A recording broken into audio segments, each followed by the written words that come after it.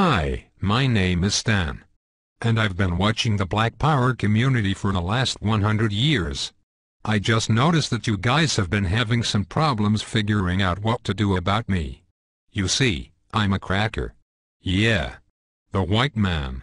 The guy that has been running the whole world for the last 2,000 years. Well, the reason that I stopped by to speak with you today is to help.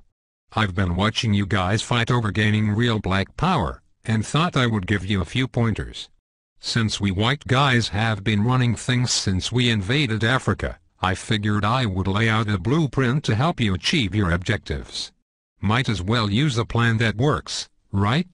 Besides, it beats the backward, no progress, mistake repeating methods you people have been trying for the last 400 years. So I knew all of you needed some help. Especially after Barack Obama got into office. He's a great guy, but a black man in a white man's house ain't really saying much considering all the hell you people have been through. Don't get me wrong. In many ways I know you were happy to get at least one black into office. This is good when you want to run politics, but ruling the world is what we white folks specialize in. Have you ever heard of the Illuminati? Well, that is the kind of coordination you are going to need to begin taking over the world. Okay, let's get started. Today, I am going to give you 3 things that we did to take over the world. You can use these too. And begin to gain real black power. Number 1. The first step to taking over the world is unity. I know you have heard of this before, but black people seem to really struggle with this one. You just don't seem to get it. You would rather fight against each other, instead of your enemies. This is bad business and you will never get true freedom doing things this way. Instead, do what we did to gain power. We divided and conquered entire countries based on their differences, while holding true to our similarities. I am white. There is no changing that. My God-born tendency is to preserve my own. Nothing is racist about that. It is just common sense. You people are the stupid ones, going around trying to love everybody, but yourselves. We kicked your asses here in America for over 400 years, and you still go around talking about Jesus loves everyone. While you've been doing all that praying and jumping around, we have been buying up the world and making laws you have to abide by. No offense, but everyone else has unity but you. I mean, look at the business in your neighborhoods. The people that control it don't even look like you. In fact, everyone who comes to this country sets up a business in the black community. The Koreans, the Indians, the Chinese. The list goes on and on. Aren't you tired of letting these other people supply all of your food, nails, and weaves? The one thing they have that you don't is unity. Number 2. Once you get unity, you are going to need to get organized. When we took over the world we had a plan in place. A goal. Since we whites make up a small percentage of the global population, we knew the only way for us to exist was to enslave non-white people. This was our global plan for white supremacy. But we didn't stop there. We organized a military force behind our goal and executed it to perfection. Killing men, women, and children across the globe with brute force. Whatever we needed, we just took it. And if blacks or Native Americans didn't like it, oh well.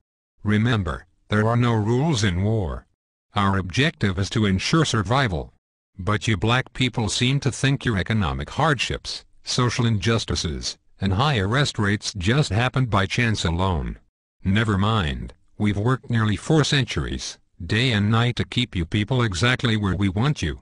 On the plantation. Yeah. It's true. Let me tell you a little secret. Most white people are not going to tell you this. It's an old family secret we have kept pretty quiet about. And for good reason. You see, all that free labor my white ancestors got from your black ancestors, translated into a lot of money. In fact, the black slave trade was the greatest wealth-building tool in human history. With free labor we were able to finance the Industrial Revolution. Well, all of that money pretty much stayed in the vast majority of white families. And with all due respect, whites intend to keep it that way. You see, Dr. Martin Luther King was pretty good at integrating lunch counters and toilets. However, He didn't do so well at integrating bank accounts, so you blacks were shafted out of the money that was due to you in exchange for a good job and education. But it was us whites who own most of the jobs. Which brings me to my point. It's just another plantation. I say all of that to say, being organized is more than alignment, it is knowing the traps we have laid out for you, and then moving around them. Everybody knows but you blacks. That education will only keep you enslaved. It will only produce what it has already produced. A bunch of dressed-up plantation workers perfectly content, working and serving under another man's vision. You don't really think we are going to teach you to build a nation for yourselves, do you? If you were really educated, you would be able to solve your own problems. Problems like gang violence, poor economics and underrepresentation. Instead, you will continue to pass the notion of getting a good job down to your children. This will brainwash them to be just like you. And the cycle will repeat for generations. While we whites continue to run things at the top, your grandchildren will be celebrating the first black Catholic Pope. I know this has been long, so let's move to number 3. The third way to gain black power is the most important of all. It is this way because it deals more with your psychology than your conscious mind. When we took over the world, we decided to use the most dangerous weapon of all to subjugate the darker peoples of the planet. We used a combination of white supremacy and religion to mind-fuck these people into complete submission. If a robber breaks into your house, rapes your family, kills your mother and father, then tells you that in order to go to heaven, you have to worship as God. If someone did that to me, then said that to be born again, I had to worship as God, I'd kill the bastard right on the spot.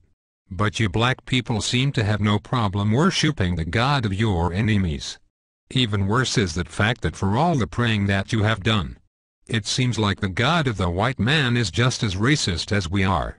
Anytime you start believing in the God of your enemy, it pretty much means you're a complete idiot and a pussy, who is too far gone to confront his adversary. This is a deep sickness, because to believe the man who murdered your family is your friend is to believe that watermelons have gills. This kind of thinking lacks critical reasoning, a skill needed to defend territory and the minds of the youth. You even believe that Haiti, the only black nation that ever kicked the white man's ass, is cursed because many of them practice voodoo. You even go further and believe that it was God that hit Haiti with a 7.5 earthquake. You religious-minded blacks thought this about New Orleans too. Let me tell you the truth. We gave you this God because we knew by worshipping a white God you would subconsciously be worshipping us. That was a part of our plan, and it worked like a charm on the early slave plantations. We whites decided to perfect it, and have taken our gods all over the world to dark people. You see, we know that if we can get you to put down your God, and pick up ours, you will lose your real power. This is really effective for controlling a people. Practically, by doing this, you will never fight against us because subconsciously you would be fighting God. I know that is a serious mindfuck. But that is why you cheer for a white Jesus to kill all the darkies down in Haiti and New Orleans, while kissing Pat Robertson's ass. Meanwhile our harp machines can shake up more prime real estate for the oil companies. If you continue to follow the God of your enemies, you will never rule the world, because you will always have your allegiance with the white man, instead of your God, who's pissed off because you traded him in for a blonde-haired, blue-eyed hippie, whose name we took from the Greek god Zeus. So, let's recap. The top 3 things you need to do to rule the world, and to have black powers. Number 1, get some unity. Stop killing each other over nickel bags of weed and coke. You are basically helping to kill off your own army. Stop it and unite. Number 2, get organized. There is nothing worse than a bunch of rich rappers talking about gangsta and keeping it real, when all of them still work for rich white and Jewish men that pimp them for their talent. With Jay-Z, P. Diddy and Oprah, you black people should have your own distribution company by now, instead of relying on your white backers to put out your albums. This is because you are not organized. This goes for all you sports athletes too. You black sports guys are stupid. You're a grown man and you still have an owner. Stop being a slave and wake up. When you die, all you will have to pass on to your children is a championship ring. When I die, I will have at least 2 islands and a few manufacturing companies to extend my legacy. For you sports guys, no one will remember you, and the money you blew on trying to floss will be right back into our hands. You need to organize and put your money and minds together, for one common goal. Black power. Last but not least, you have to stop following the white man's God. He has really done nothing for you since you started to believe in him. Basically all my God has done for you is allow white guys like me to continue stealing from you. Sure, we'll give you a few rich blacks to make it up the ladder. But this is to keep up hope in you, so that you will teach cowardness and fear to your children and get nothing in return. You will keep praying while we will keep slaying and taking more land and control of the earth. It will be this way as long as you fall for the lie that some white dude is going to come down from the skies and pull you out of this shit. Stop it. Instead, go back to believing in your God. The God you had when you were rich in Africa and had diamonds, gold, and health. It certainly beats the crap the white man's God has given you. Even if you believed in rocks, you would probably have more luck than what you have gotten with this guy. One last thing. Black people need to stop saying that they're blessed. This is not only dumb, but it lets us white people know that we are still very much in control. If I steal you from your home and throw you into a cardboard box, have you work for 400 years on a plantation, just because I give you a pillow, doesn't mean that you are blessed. It just means that I gave you a fucking pillow. If a guy cuts off your hand, and then turns around and gives you a bandage, it don't mean anyone blessed you. He just needs his slave to be able to work the next day. So you are not blessed just because the white man gives you a doggy treat. It simply means, you are fucked. So given all the crap you blacks have dealt with here in America, and abroad, a new car or money for the light bill are just tools we white folks who are trying to run a plantation do to keep up the morale. So, if going from Africa, a land of milk and honey, diamonds and resources, a place where you had a name and thousands of acres of land, to a place where you are struggling to eat in a one-bedroom apartment every day means you are blessed, then elephants have fins and iPhones fart perfume. So put the white man's God down, and try to do something for yourself. I hope what I have given you today is food for thought. We will continue this series so that you black people are very clear on how to take over the world and have black power. Next time I will talk about how to make a black woman hate herself so much that she will put a blonde wig on her nappy head. Until next time, remember, I'm Stan the White Man. For more on how the white man rules, insider secrets, stay tuned.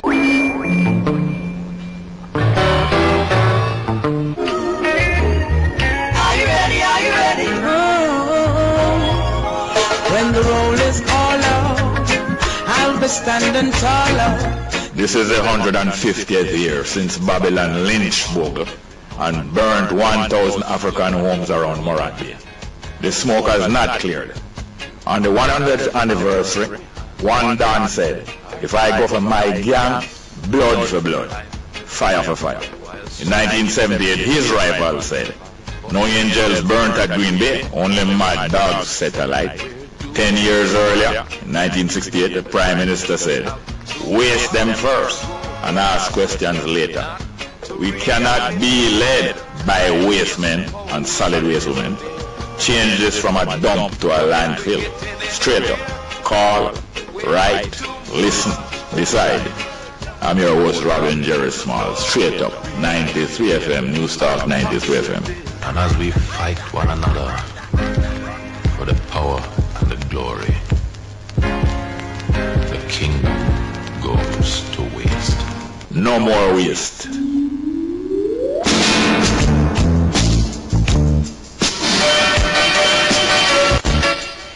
Yeah, good morning. Welcome to Straight Up for today.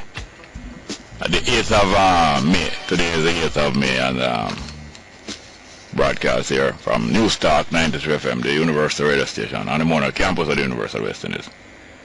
Yesterday I was going to play a piece of music for you. Couldn't find it. It named 7 Days in May, piece of music by the Scatterlights, Dan Drummond and some more of the Scatterlights, you know. Sometimes they name the music and sometimes the producer, whether it's Coxsone or Duke Reed in that time, used to name the music. And a lot of the music, instrumental music, was named about things that happening around the world. Like if they must make some music now, they must name it after things that are happening in the Islamic world and in the Christian world, in the African world, different events happening. So that music was named 7 Days in May. It came out in about 1965, when it was 20 years after the finish of the Second World War. The Second World War finished on the 7th of May, 1945. So the Scatterlights put out this music and then put on a name on it, 7 Days in May. Because them last days, 7 days of the war was the first 7 days of May. Couldn't find the music, but today now I play a piece of music named Ebony and Ivory. It's about, I think it's Stevie Wonder wrote it, I'm not sure, but it's about showing using the piano, or the instrument, the musical instrument that named the piano, the keys, the different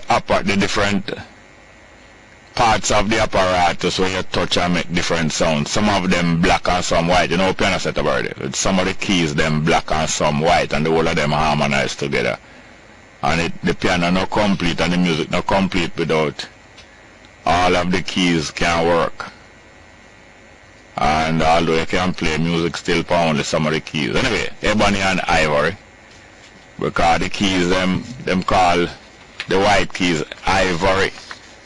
I think at one time they used to actually make them out of ivory, but that's too expensive. And I think the black ones them actually used to make them out of ebony wood, you know. Ebony wood. Them called Ebony and Ivory, but Stevie Wonder write the music to show you, say, different parts and different looks and appearances of things come together in one and harmonize. So it is that the black world and the white world, African people, Indian people, because I have Indian people are black, you know, and only African black. Black and white not only can but have to be able to live together, maybe not in the same place but on the same earth, in harmony and cooperation with one another. I'm calling it Ebony Ivory. Listen to it, Licker, because I'm playing this music because I heard on more than one program, including the one before, and Imani was talking about it on other programs and other stations. The fact that the Ivory Coast, a part of Africa named, a country in Africa name itself, the Ivory Coast, because that is where them used to find most of, them used to hunt down the elephant most and kill the elephant, them and thief out the tusk of the elephant, where ivory come from. You have other animals that produce ivory, and then them teeth are different. Tusk is a big teeth, big tooth. So that part of Africa was famous for hunting down the elephant, and most of the white man come by the ivory till them kill off the whole elephant. Them. The Ivory Coast is a country in Africa. Recently ban skin bleach from coming to the country, because if you think bleaching bad in Jamaica, you have to go to Africa and India to find the real multi-millions of people who bleach. Jamaica people only follow them African and Indian them, but them love the bleaching more. And this insecure Jamaican people, the people who don't know themselves, have no confidence in themselves.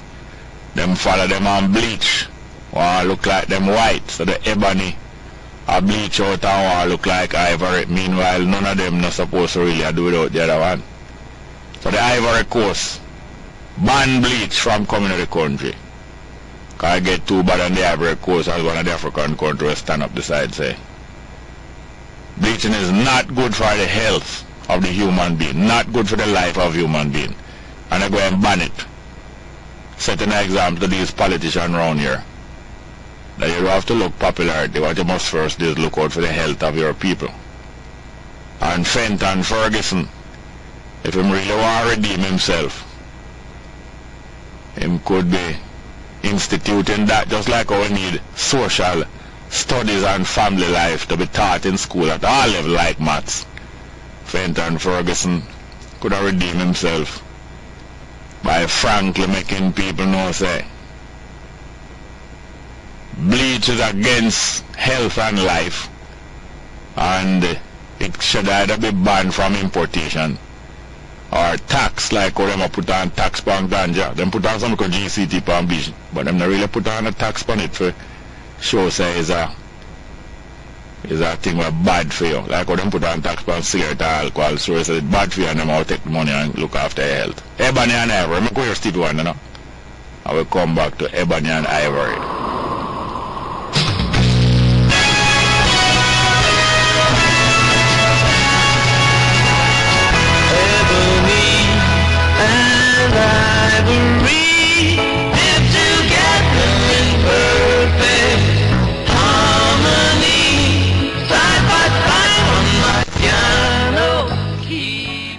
Yes, the Ivory one in the music, there's Paul McCartney, a white man, one of the Bleachers, one of the Beatles. Almost one of the Bleachers. Now Bleaching naturally stays so. Yes, the Ivory represented by Paul McCartney, the white man, singing with the black man, Stevie Wonder. Ebony and Ivory. Yes, and we don't want to rough up nobody or hurt nobody, but the fact is that a lot of us, a lot of you are sick of yourself, don't like yourself at all. Being taught to do that from birth and from generation before. You're taught not to like yourself, sick of yourself. I want to lighten up and all kind of different things. I really feel it for us all, one another. We must feel for one another. And just be comfortable with yourself. Look on it, you know.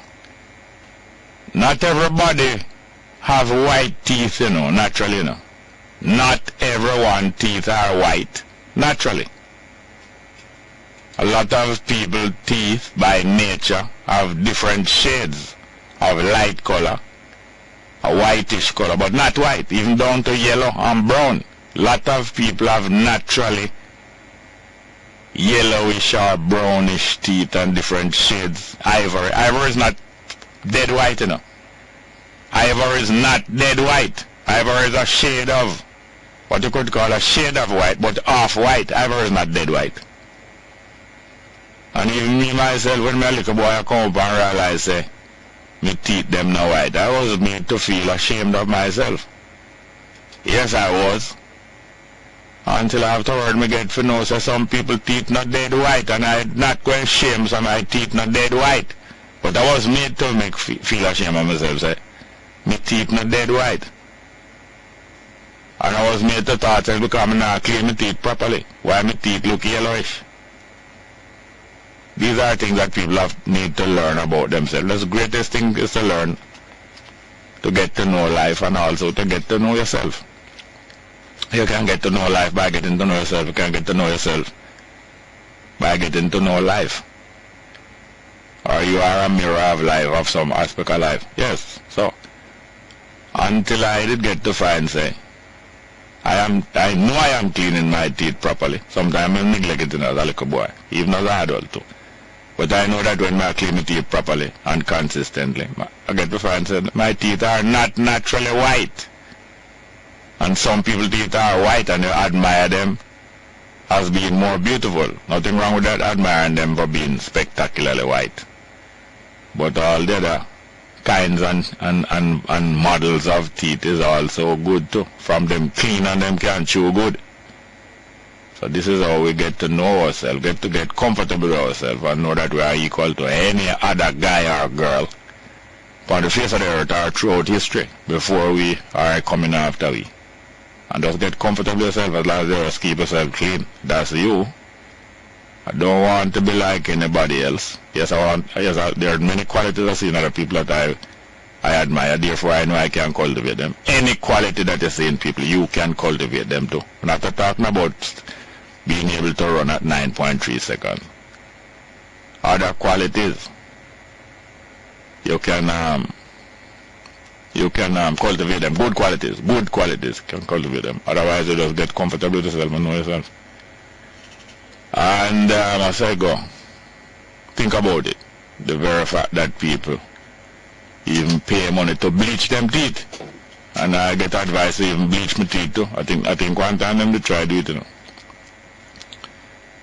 But isn't it just as unnatural as bleaching your skin? trying to comply with other people's look and other people's natural features. Trying to comply with other people's natural features. Meanwhile, there's nothing wrong with the natural feature that you have. If there's something wrong with the natural feature you have, yes, you can adjust it, yes. But when the natural feature is perfectly functional and clean, why try to comply with somebody else's look and nature? Talking about nature. We're going to play two pieces of music now. Taurus Riley, Good Girl Gone Bad. It's all about the same topic of our taking care of our immature adults, immature human beings. That don't mean that them foolish enough. Mean that them don't come to maturity and therefore they should be protected from harm until them can protect themselves. So just like what's happening to most of the young people now, being assaulted and used and trafficked, and even if they enjoy it while it's happening, still not good for them. And some of them don't even know. So I'm going to play a piece of Taurus Riley, Good Girl Gone Bad. Because we're going to continue to talk about this for some time, because one of our biggest shortcomings and one of the areas in which we can make the biggest volume of progress and beneficial development amongst one another. So we're going to play a little piece of Taurus Riley, Good Girl Gone Bad, and Queen Africa. Daddy, don't touch me there. You don't understand me. Daddy, don't fornicate yourself. Because if you touch your own daughter, it's your own self that. So you fornicate yourself, but you touch your daughter, you look for your daughter, your close relative. I look upon them, you're fornicating yourself. Don't fornicate yourself, Daddy. Keep your hand at your side, or at your front, or at your back. But don't touch me there. If you are Daddy. Whether you are Daddy or not, keep a distance. And Daddy, don't farm sick and don't farm a fool of yourself and farm sick. Because sometimes Daddy all farm sick like what? I'll not Bible on a David son. On a David son, they'd farm sick, or on a David brother. Farm sick. And him in love with him sister, you know. Him farm sick and say, only she can look after her. When she come near her, give medicine, him they want to medicate she too. I want to fornicate her, about him and medicate her. Here's a little piece of Taurus Riley and Queen Africa, please. Black side Russian, head concussion. When you die, you never go feel it dead. And you feel that much never die. Them big in the body, I'ma tell you them ready. I don't need no glass to see them force right. I'm too back up in there, so lick up the candy. Not taking the dark straight through the street life. Mama little princess gone bad. That is little angel bro. Good girl gone missing. Gone missing. We can't blame them as we. Some of we same one. I try broke them out. Good girl gone missing. A little 5-year-old gone missing. How much days now? Reached back home yesterday, some here. 5-year-old reached back home. And sometimes because them they get some touch at home, some of them are running from home. And it take them all 2 days to cry and decide and make up their mind to go home and face the danger again. I go here, Queen Africa. Stop it, Daddy. Daddy, stop it now. I'm going to tell on you now.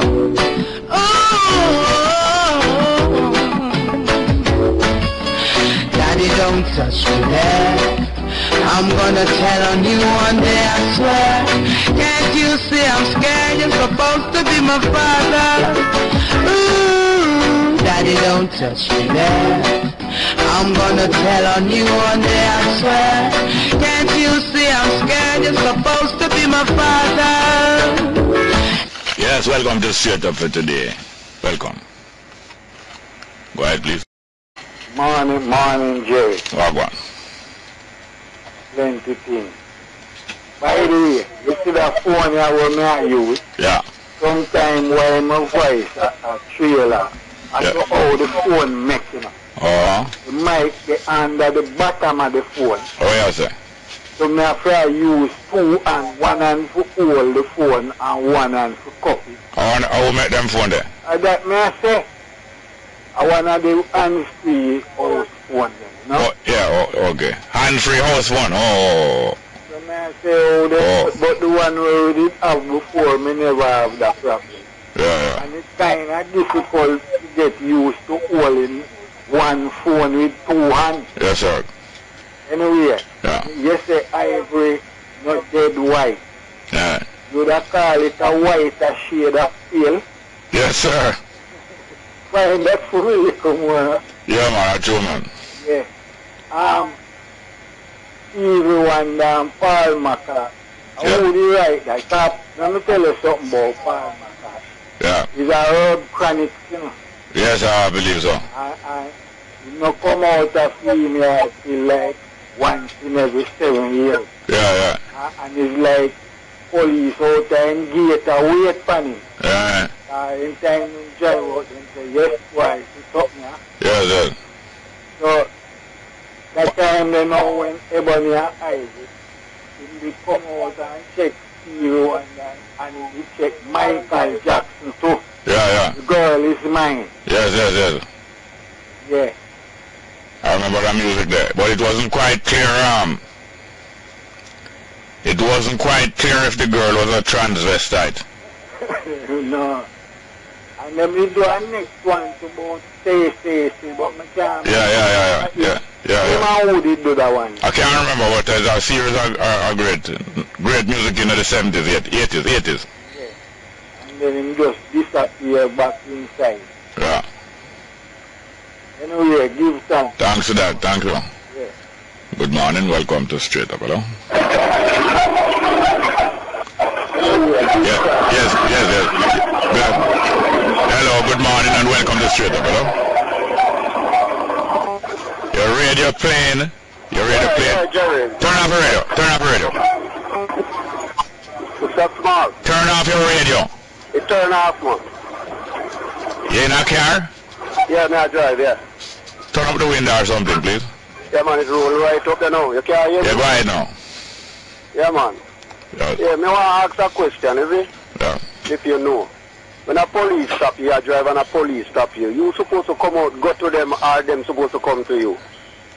If them stop you, you're supposed to stop. Yeah, right. And then them supposed to come tell you what to do next.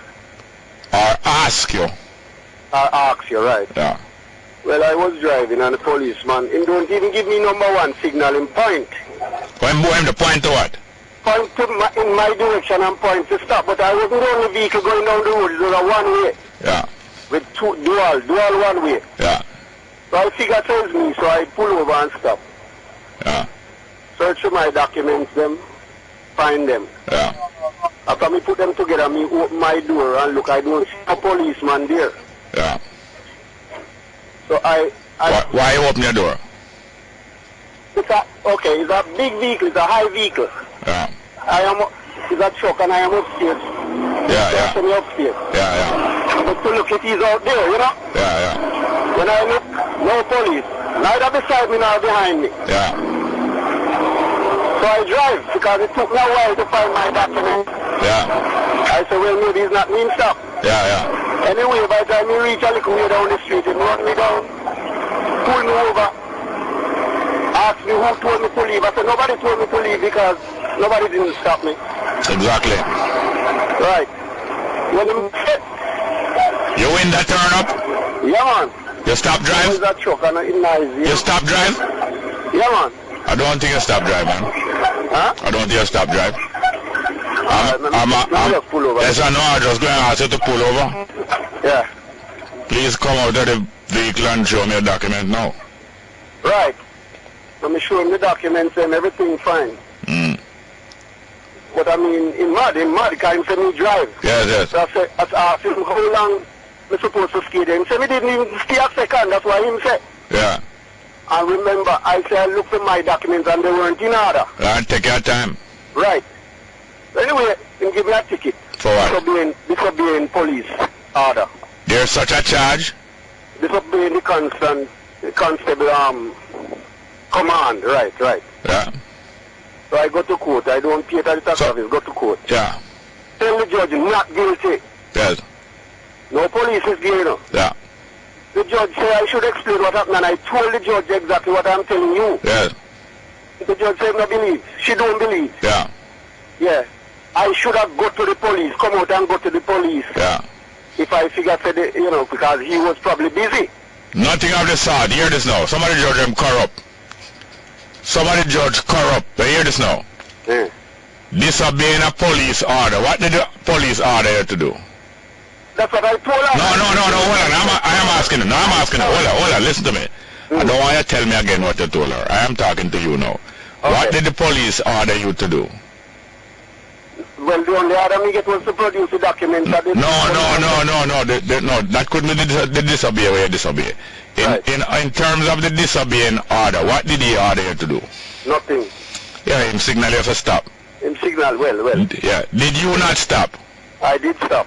Then how can this be disobeying order? Well, that's what me say. And Hello, sorry. Look here now. I'm going to tell you this. Some of the judge them is arrogant and some of the police arrogant same way. Like the politician, imagine themselves to be some higher being or some more correct being than you, the law-abiding citizen. And when you go in a court, don't afraid to talk to the judge and tell the judge, ask the judge, what order did I disobey, Your Honor? Yeah. If you ask that judge, what order did I disobey, Your Honor, what could she say? Tell me. Tell me now. Well, I'm not certain. Listen. Hello, sir. Hello, listener. We're talking about this thing in order to prepare ourselves that the truth must set us free, you know. So I'm just going through this exercise, you know, please. Yeah. If you say to a judge, a reasonable judge, after the judge says she don't believe you, and if you were to say to a reasonable judge, please, Judge, Your Honor, what order did I disobey? What order could she refer to? Well, the stopping. It's just okay. No, hold on, don't give me no long time, man. You're right. She would have to say the stopping. After that, you said to the judge, Your Honor, did I not tell you that I did stop, and did not even the policeman admit that I did stop, Your Honor? Right. What can she say to you after you said that? Well, listen. This woman, I can tell you this. I don't want you going about the woman. Listen. We're rehearsing. How long we stop it? Hello, sir. We are rehearsing for the future, you know. Yeah.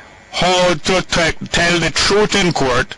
Right. And how to ask, because you want to learn from the judge, how to behave in future. And if you say to the judge, what order did I disobey? The judge have to say to you, the order to stop.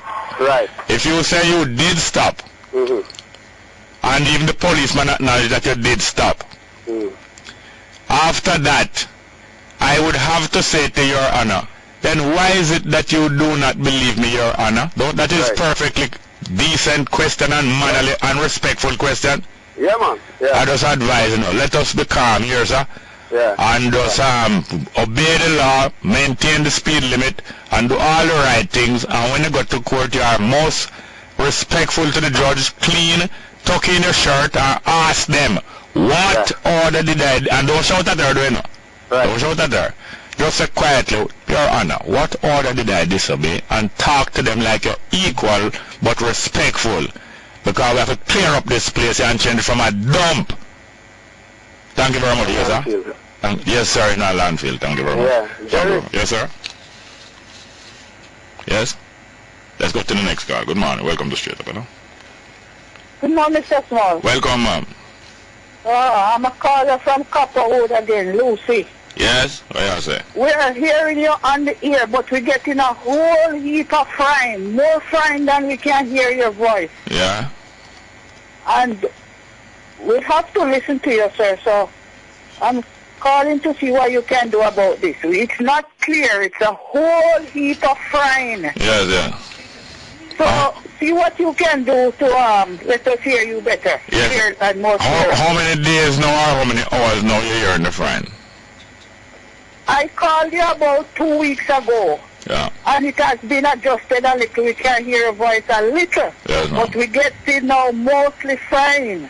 All right. I understand that is a technical problem, transmission. But let's hope for the best and just keep your ears clean here, ma'am. All right, sir. All right. Thank you very much. Thank you very much. Thank you very much, dear ma'am. Yes, sir. Good morning and welcome to Straight Up. Hello? Hello? Are you there? Morning, Robbie. Welcome, sir. How are you? Good morning, man. Yeah, man. Go ahead. Yeah, man. Go ahead, man. Hello? We'll lose that one. What happened to that one? Eh? Oh. Now we'll go to the other one so quick. Hello, good morning, Joseph. Go ahead, go ahead. Yes, good morning, Joseph. Welcome, welcome. What's up? Fine, thank you. I am for the chair of Dan, you know, so if you are for the chair of Joseph, And I thought it was Judas, you know. Eh? I thought it was Judas. Boy, I can't come to see that thing. No, but I really sincerely thought it was Judas. Anyway, Yeah. I come to talk to you about two things here, Jerry. Mm. The first thing, I have noticed that the Ministry of Education has come up with this idea of naming some schools, definitely some institutions as STEM institutions. Yeah. But when they with science, technology, English and mathematics. Yeah, I'm going to specialize in that.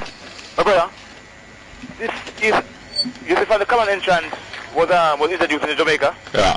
This is the greatest single move since the introduction of the common entrance. Yes, in education. Yes. And you know why it is? Yeah. It has been from a long time. Marcus Garvey. Yeah. You even mentioned it too that the science and technology when move this country forward. Yeah. And anytime you see, I hear some people say I throw cold water, but even Mr. Rural Reid. Him because of a jail. You mean Rural Reid was the JLP senator? Yeah. I wonder if that is the explanation. Me hear him throw cold water. I am asking you if that is the explanation. No, I want to say that, you know, because I believe that he's more intelligent man than that.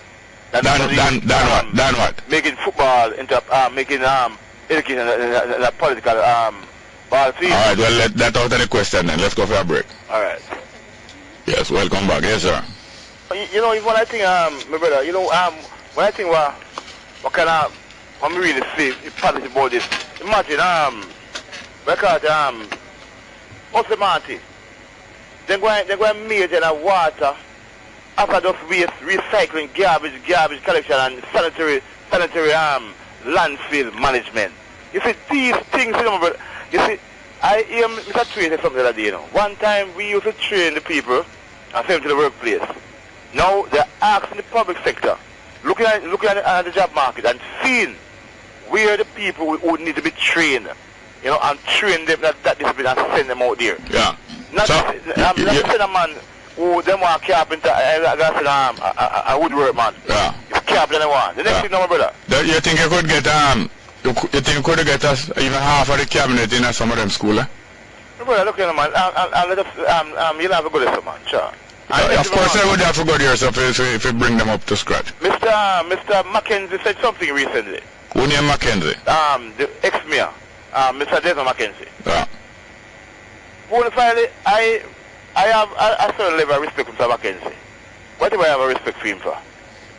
When you see a man who has risen from abstract poverty, I forgot at all. No, it's not abstract poverty, you know. It's abject. Abject poverty. No, abject. A-B, and then ject. Abject poverty. Abject, right. Not abstract. Alright, even move from that stage. There's nothing in sin. It's not a sin if you make a mistake like that. No, man. But I just sending it back to STEM. Thank you for correction. Yes, and half of the cabinet. No, will you agree with me now that you could get half of the cabinet into the STEM? We're not talking about that, man. Well, alright, make them stay abstract then. They are in abstract ignorance. We're talking about half of the cabinet is in abstract ignorance. Go ahead, sir. The legacy that Mr. Mackenzie is talking about. Yeah. The PMP has eroded. Yeah. You know, it's really surprising because I wonder if it is a legacy of buying IMF money and running away with it. Scoring the exam. Yeah. Hugging up criminal and say you're going to put a career on the line. Yeah. Drawing Jamaica name into the dirt. Alright, we think about it. Thank you very much. Yeah? Legacy? Yes, let us think about it. Next call. Good morning. Welcome to Straight Up. Hello. Yeah, Robin, you just get cut off. Yes, you're abstract. You're an abstract lack of credit. No, man, it's not credit. No, as well as most some abstract thing. I'm calling from a long line. Okay. Well, alright. Don't go there, Robin. No, alright. I withdraw that. Yes, sir. Thank you, sir. Thank you very much. As he was there talking and him, you know, what about him don't talk about the contract, the people's contract. Which contract? The people's contract. Oh, yes. You don't talk about the people's contract. You know, when a child born or whatever, we on the earth, the government, there's a contract. That contract signed to us right away. Yes. That is why I want a trusteeship, yeah. Yeah, I want to bring back the civics because yes. And Robin, you know what I want to expound on it right through the program because I call it so early enough. Yeah. The people them know that these people are indebted to us. Yeah. We are not indebted to them. No. And we pay them. No. It called, make them know what it name the people's contract. Yes. This is a contract that's signed from birth by these people who govern us. You understand? Yeah. That them claims to them are governed. You understand? Them come with them little GIS something and I go and hey, you see a brother there? A brother there for putting a pan and just shut man. A shed pan. Yeah, because you see him not come with nothing to uplift. It just be a GIS thing. Him yeah. to go man. Don't spend too much time. Yes. Look a bit, yes, I explain for the people's contract. Yes, sir. Thank you very much. People want to know, make people understand what is the people's contract. Yes, sir. Thank you. Yes, sir. Yeah. Good morning and welcome to Straight Up, hello? Yes, sir, Mr. Cool. Good morning. When they will tell you know, these are the Indian thing out of all over the road there, Sedwin Park. Yeah. The celebration for the Indian about 140 years. For the cricket ground? Yeah. So it starts 1 o'clock. So you can pass which day? Sunday coming here. I never remember. Yeah. Last day when I said, boy, I'm going to pass on your card until you know. Yeah. You can pass on it starts 1 o'clock. Yes. Yeah. All right. The one here is about one man cut off, one man you don't send me. All right, go on now. Yeah, I believe it's 60 or 60. Yeah, 61. I know, you're not talking Thaddeus Hyatt. No, man. This is a map called Belfield. Yeah. Man, you by me. Yeah. It's 61 or 62, which I believe is 62. Yeah. A man from Belfield, he woke up a field beside a man. So this man now, the owner man, this man now have a hog. So the man will feel now. And he has some pig. So every time the man plant him things, they are going to drop the pictures and the cocoa and them things. Yeah. So the man complained to him about it. So the man said, the man believed in near the field. Down the field, said to him and said, your follow line come here. You can't come with me, which would. But the man come from St. Anne now, but you know, by Belfield. And they have one piece of wire there, the man will walk the field, use the ground fork and lick him in the head and drop. And the man cut off his head now, Brother Jerry, and put down a bank where we make our lunch. Take out the minimum when do lunch. And put in a basket, the bank and put on the throat where you don't have a bank, but a man head part of my top. And the Ghana station now, have a Belfield station. So he meet one man watch one mosquito Highland. Him call him man Highland. So Highland, I'm done with him, I'm done with him. So Highland said, who? He said, done with Hamil. So then Hamil is an Indian man. No, I told him African. So yeah. he said, who? He said, Hamil. And when then put on the basket and drop on my head, you hold the ear, you know, and dry up and when the Highland see the head. Yeah. And it will drop the mosquito Highland, dash one and run. Yes, because him Fred say I'm the man done with him too. You know, so him take up. No, but we can't discuss so much murder. So no, but we can't discuss so much murder upon the program as they come like we are glorified. No, I don't glorify man. Yeah. When you go to the station now, the policeman's wife is going inside the station, they're Indian. And when the man take out the head and show the way and the wife run and lock up the door. And say, Corporal not here, Corporal is here, what call Mr. Marcy, the DC.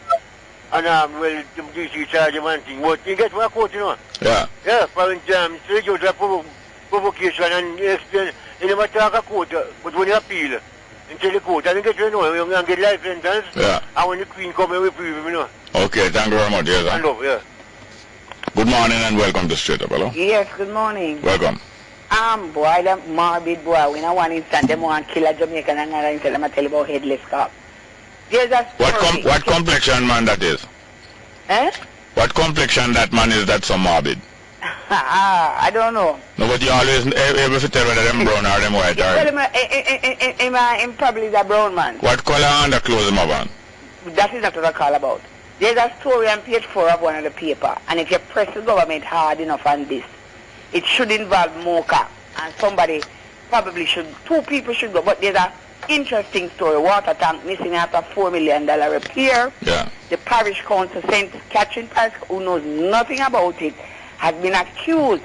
And I am hoping that you will see the story. The OCG has been brought in, as usual, because this political organization uses it. But it is interesting. I think you should follow it up. Because this, if it goes to climax, the government should be pressed to call in Mocha. Because this is a serious case of pilfering of state funds. So, by what, according to what Mayor say, who would have a motive to move that tank? You have to ask him, but it's from March. No, I did not. I'm talking to you. I'm talking to you. Mayor say some political opponent. Activist. Yes. From March, him knows this man. Yes. Okay, so who that would point to? Who that? I mean, what you talking about? Which Muslim, the MP. What complexion he is? The MP? Yeah. Half white. Yeah. So what complexion people it is now? You think move the tank? Well, the Muslim people, you know, so much information him give me. I'll draw a line under some of the paragraphs then.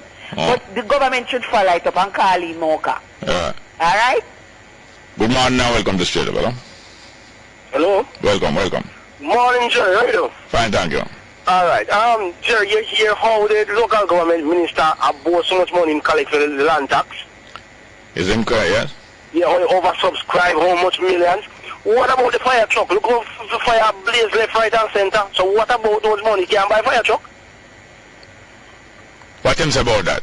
No, he's saying, you know, the amount of money that they collect for the land tax. Yeah. The home, they never expect to collect so much and whatever. So those money not using to buy any fire truck. Supposed to. This morning, a while ago, I saw a helicopter flying to the Mona Reservoir. Yes. Why you laugh? Huh? I don't just laugh, Jerry. Go ahead. No, you can't just laugh. Why you laugh? Man, go ahead, Jerry. Yes, I saw a helicopter flying to the Mona Reservoir, picking up water, and flying back up into the Mavis Bank Hills. Yes. But the container where them pick up the water is so small. So small. I don't know if it's because the helicopter. I don't think it's because the helicopter couldn't carry more than that weight. Yeah.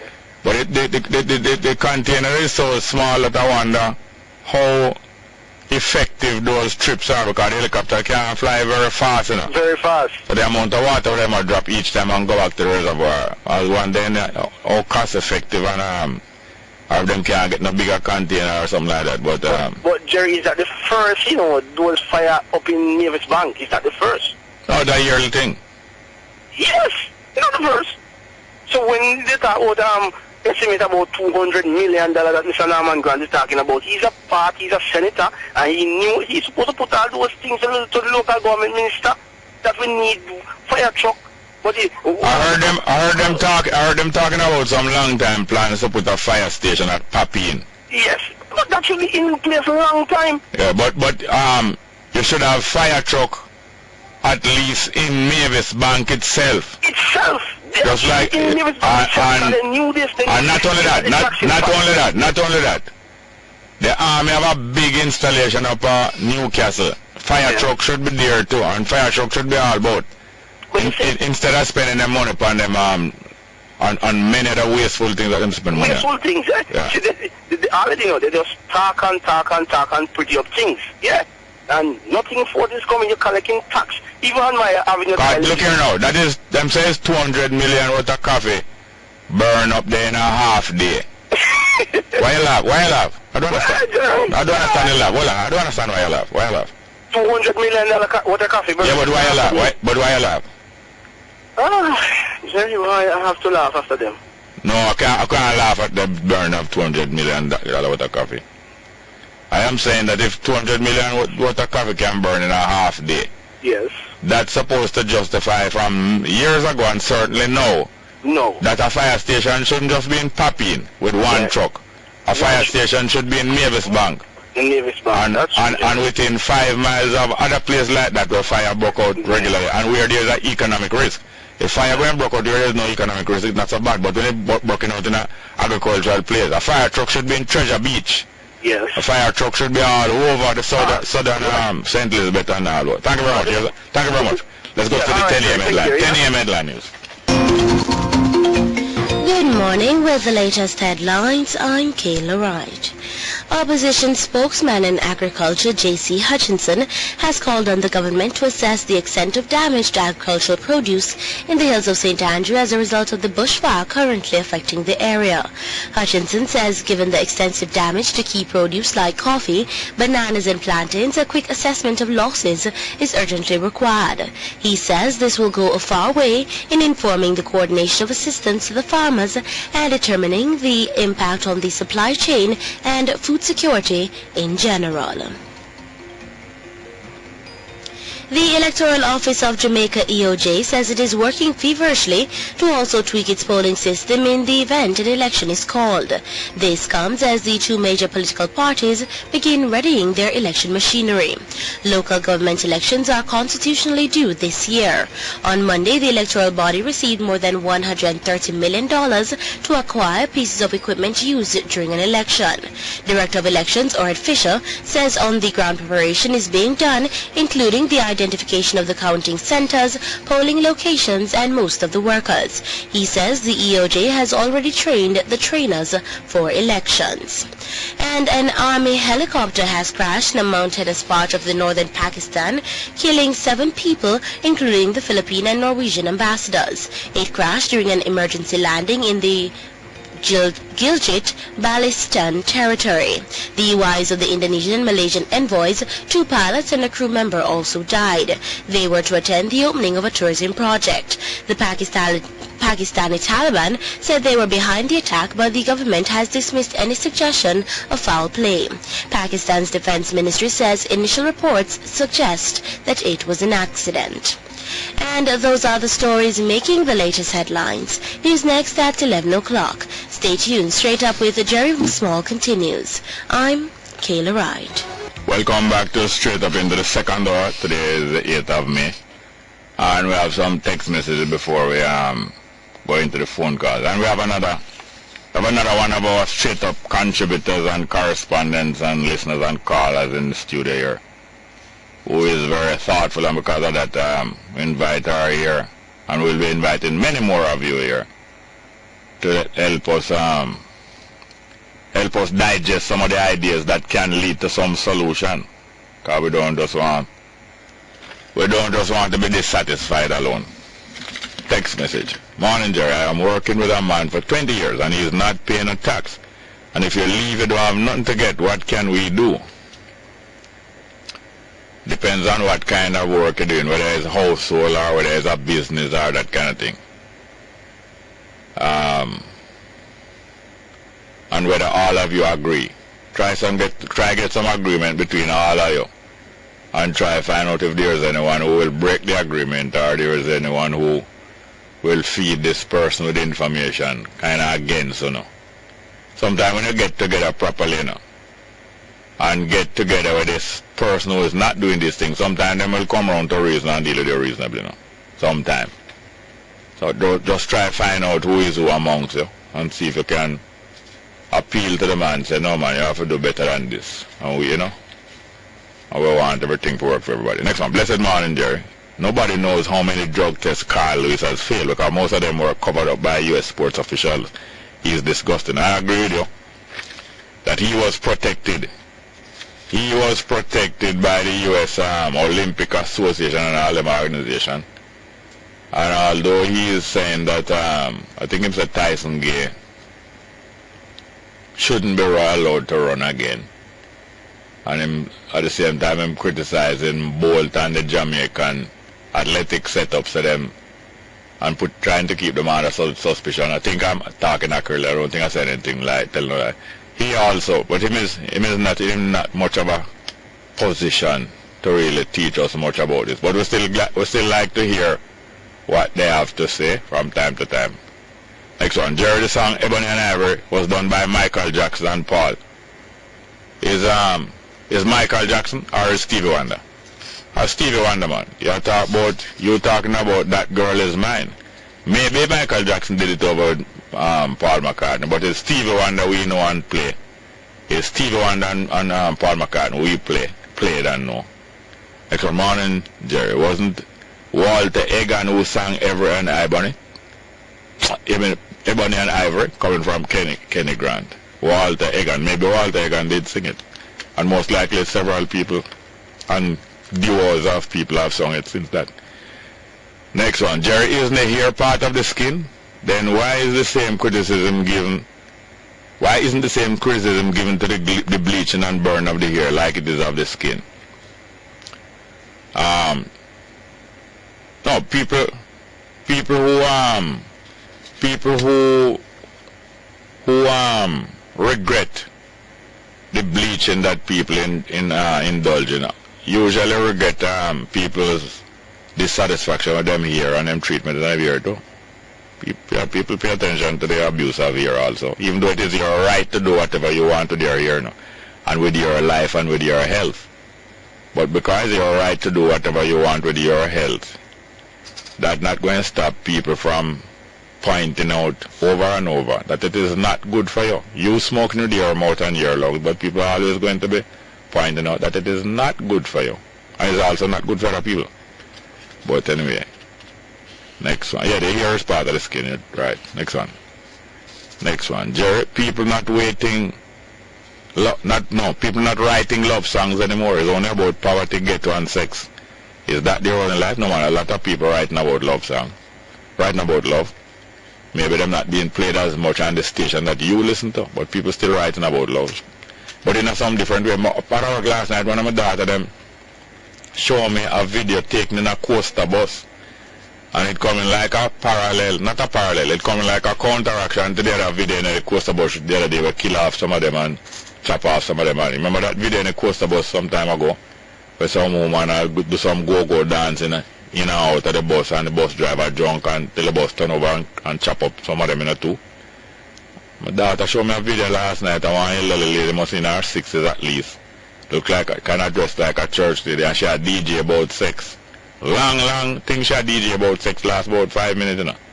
How it nice, how it come from the beginning, it come from God, but you only supposed to do it under marriage. And everything, every sentence done with it, and the it referring to sex, you know. And she said not sweet like it, but it must done in a marriage, and how it's sweet, and it was natural, and nothing become between the man and the woman, and long DJ, you know, in a rhythm, you know, about sex. And it's a kind of love song still, but I think she loves sex still. Some people in love with a partner, some people in love with sex. But let's get back to the phone. Good morning and welcome to Straight Up. Hello? Yes, morning, Jerry. Yes, sir. Welcome. Marwan. Yes, ma'am, with the boat. Two things. Yes. First one, on this Mother's Day here. No, today is not Mother's Day. Mother's Day. Oh, the topic of Mother's Day. Oh, yes, yes. Coming up Sunday. Yes, sir. I know you should know Mighty Sparrow. Yeah. Mother. Man, what a touching song here is Mighty Sparrow. I can memorize 2 lines. Yeah. And say, on the treat on the mother just like them Jezebel. And when the mother dead and gone, on the build a casket, Hilton, big like Hilton Hotel. Yes. No, it be like, yes, a casket big like Hilton Hotel. And they say, I wish the dead could have wake up and busted them out. You right? Yes. You can't find it? Supposed to be able to. Yeah, man. The last thing now, I am going to big up Forest Police Station. Yeah. And what happened to me. Similar to what the guy talking about. Yeah. So this thing happened to me about 15 years ago. Yeah. I was going in the minibus going to and the minibus, the policeman stopped the minibus. So when the minibus stopped, he said, everybody come out. So me, it's long same way. So the minibus man, the policeman said, well, you know, come out. I said, officer, if you say I must come out, I will come out. And the man today and everybody in church, everybody to me. When church, everybody will come out. This long same way. And say, you know, come out. He said, when you tell me to come out, I'll come out. Yeah. And so he made the bus drive off. So he said, you know, church me too. Hear him. Why you're able to come? Oh, yeah? Yes, because I did not come out. And who had told me to come out, I would come. Yeah. But we have a style now. If I in a bus and the bus stop, everybody just run out. Yeah. And there's some people, you know, Yeah. every man just want to take the driver's documents and things like that. But everybody run out. Yeah. And he did not pull it and say, people can... I'm not polite, yeah. I'm not saying I'm not polite with you. Yes, but the man, I would say. But yeah, front of dog and Mr. Dog. but he never asked me to come with us, sir. No. Anyway, that's it. Yes, sir. Send message for please. Yes, sir. Thank you very much, yeah. Good morning. Welcome to Straight Up, hello? Aye. Yes, sir. All right. Morning, not bad. Fine. Don't Sparrow pass on? I don't think so, but I think him in a wheelchair after some time now. Oh, I thought him pass on, because the while my wife say him do him pass on, but I never know him in wheelchair. Yeah, him all performing in a wheelchair, but him in a wheelchair as far as I know, yeah, a couple of years now. I am sending Mother's Day that coming up soon to all the mothers that in Jamaica who know my voice. Yes. Somewhere from all over Miami there. Yeah. And all the mothers that pass on. Yeah. Before, my own and all those that know me. Yeah. I wish them a happy Mother's Day. And you know, sir, up now them can't hear straight up though. I even. Eh? Yes, about who hear. Yes, some of them hear straight up. Up now even there. But the devil, we bleep it out down the hell, you know. Where is it? No, where the hell is it? If the mothers, if you send a great ton of mothers down and any of them down the hell. Well, I have some people say, I talk about a mother-in-law from hell. You ever hear people talk about the landlord from hell? One of the wickedest landlords. One of the wickedest person. Them say the landlord from hell. Yes, because the landlord tell us, turn off the light. Yes. Turn off the light and lock the pipe. Yes. You know, lock the pipe, girl, or lock the pipe, boy. You're not paying no water yet. Yeah. You know, all of those. But hell is right here, you know, it's how you live. Yes. Live a good life. Yeah. And you're the right in heaven, and you're the right in hell if you live bad life. Try live straight. Yeah. And don't try to live for yourself alone. No. If a person beg you $1 and you don't have it, you say you don't have it. But if you have it and can give him because you will get it back one day. Yeah. Try to be kind. Try to be humble. You know, don't go on like you're somebody different from somebody that's not in the world. Yeah, man. Good advice. You take good care for your weekend. Thank you very much, dear. Bye. Good morning. Welcome to Straight Up, hello? Morning, sir. Fine, thank you. How are you doing? Yeah, man. Good. In regards to the gentleman that called earlier, I was speaking in regards to being stopped by the police officer. Yeah. I was thinking about it, you know. I mean, anybody who is security conscious or tactical in they're doing their work, in regards from the police aspect, the police officer's aspect. Yeah. If they stop a vehicle, usually they should approach that vehicle. They should not allow the person to exit the vehicle, you know. Once the person exit the vehicle, you know, that's a serious threat. Yes, and a risk you're running. Exactly, because this is it. And it shows the casual manner in which some of these police officers behave, because if you're going to stop a vehicle, naturally it would be because the suspect something or that person has committed a moving violation, which means they have breached a road code or something, so they have a reason to stop them. Which is a clear indication that some of these police officers go around and stop people arbitrarily. Yeah, right? and this is it. A vehicle is traveling on the road with somebody who is involved in some illegal activity, a gunman or something there. Yeah. A police officer stop this vehicle and allow the person to exit the vehicle. They can exit the vehicle and open fire, you know. Of course, and when the man say him look out, and I've seen them, the man look out, him don't see none of them inside. He could come out and come take them by surprise. Even though sometimes you have a person, you have another police officer stationed over on the other side of the road with a high power weapon, waiting and watching in case of things like this. But half of the time, not like that. But usually the standard procedure is that they should stop the vehicle, right? The vehicle stops, they approach the vehicle from behind, not beside, but in front.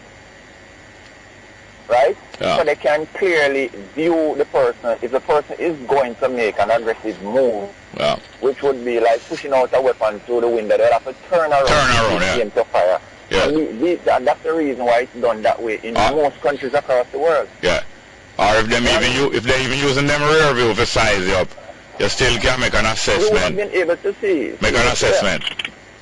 So that is how it works, really, in most first world countries. But I don't know. That sound. But the main thing, I am not a trained military person on any of them procedure. But common sense shows us that if you suspect that is you them stopping, and you stop, and you don't see none of them come, you go and gear up yourself, get your papers in order, this and that, and wait for them come say something to you. And some of them are so disrespectful that they will have you there all 4, 5, 6 minutes and dealing with somebody else.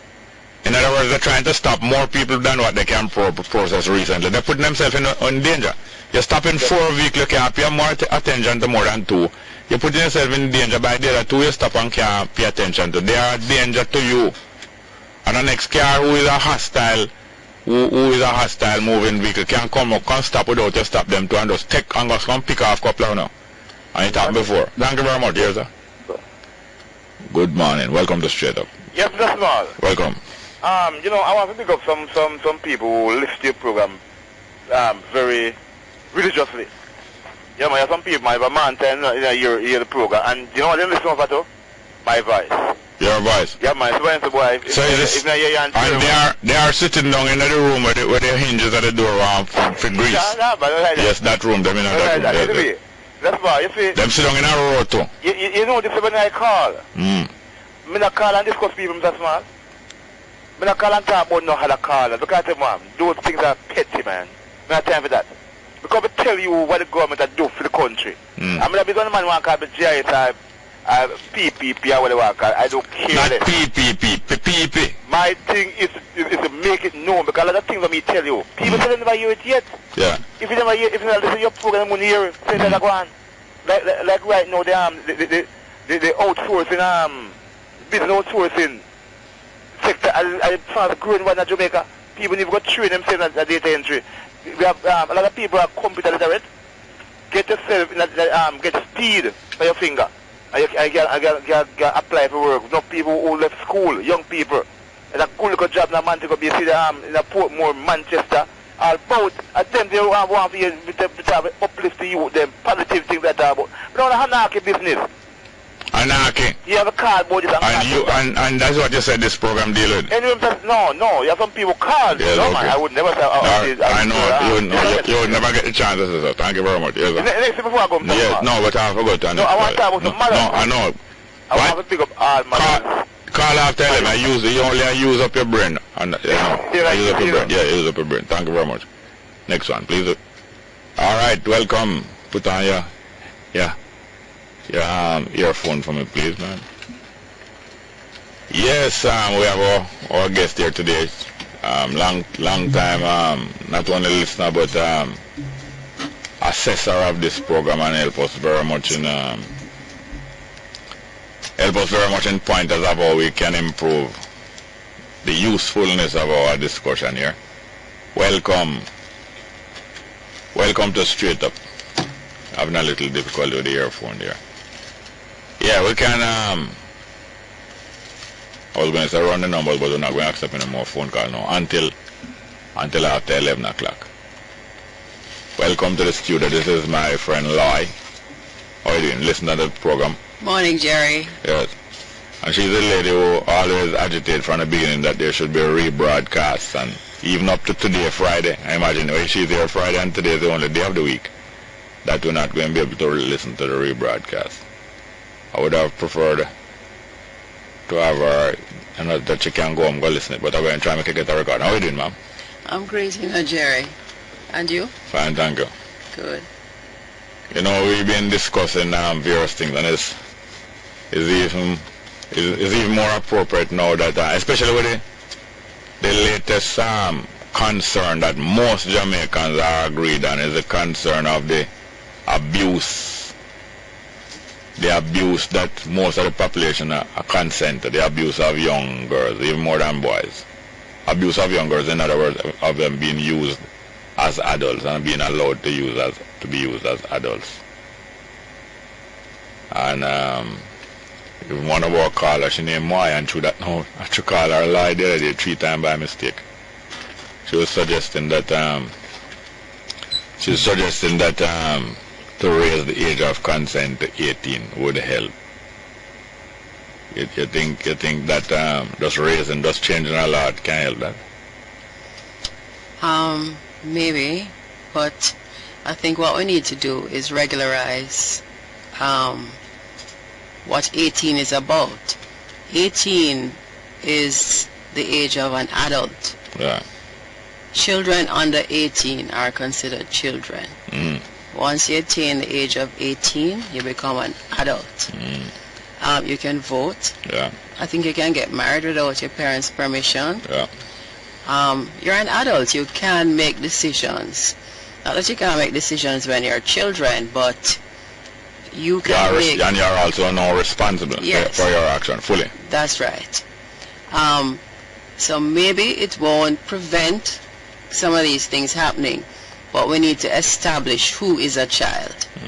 Alright, so having established that a child is under 18, maybe we can begin to sensitize people now that these are children, and you know, children do children things, and adults do adult things.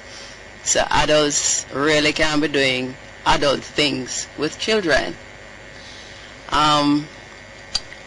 Having said that though,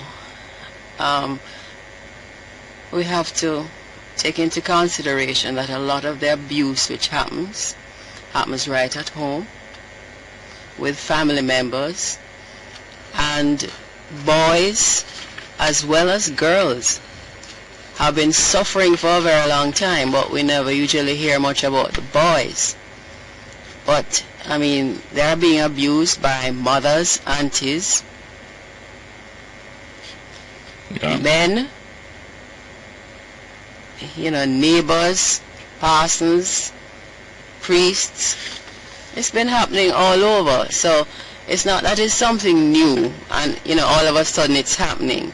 It has been happening for a very long time, but I think everything has been drawn out to our awareness much, much more because it's really getting out of hand. You work in the airline industry for decades. At what age is a human being, both by international law and Jamaican law, at what age is a human being able to travel by themselves? I think once you're 12. Don't hold me to that now because, you know, things change and I haven't been in that industry for a while. Yeah. But children under 12 usually have to be accompanied by someone, or they have to pay the airline extra so that their children can be accompanied by the airline staff. Alright, let me find out this now. At what age can a human being book an airline ticket for themselves and decide that they're going to travel? I don't know. I really don't. So therefore, if you say a 16-year-old... like a child booking, I really don't know. So if you say a 16-year-old or a 17-year-old, not knowing the exact age, but you have a facility because they have to have them passport while coming into the plane. And if you say, well, have you ever any experience of a 16-year-old or a 17-year-old or a 15-year-old coming onto a plane and there's any reason to query if their family know that they are making a travel or if they are running away? No, I've never had that personally. But I've heard of situations where, or a particular situation where a mother drops off her son at school. Yes. And would you believe she went to the airport to pick up someone in the afternoon? Yeah. And guess who she saw coming? Coming back from Miami. Out of customs. Yeah, our son. Coming from school. No. Coming from Miami. She's at the airport. Yeah. To pick up someone. This has nothing to do with our son. She dropped him off at school. And who did she see coming out of customs? Yeah. Our son. Yes. I heard about those cases, more than one. Right. Where they have been used to carry something to Florida or some other place. Right. And come back down. Right. Earn some money. And no one know the difference. But they are now having a good income and planning a lifestyle. Without the knowledge of the parents. Yeah. Yes. So, then the other day now, a 15-year-old youth, was it 15? Yeah, 15-year-old youth from St. Mary was stopped in Suriname. And I think the Jamaican government, alerted the Suriname authorities when this 15-year-old youth was stopped and sent back to Jamaica on suspicion that he was on his way to join ISIS. Don't you heard about it? I heard about it. I didn't know all of the details, but it had me scratching my head because I really couldn't figure what was really going on. You know, just our people in Jamaica, regardless of what the situation is, are always very quick, even before they do their due diligence, to blaze up and let the world know that these bad things are happening to Jamaicans. Other countries like the United States and England, you know, they don't do that, you know. Not so easily. They will quickly speak about other countries, but not their own. They do their work first. Yeah.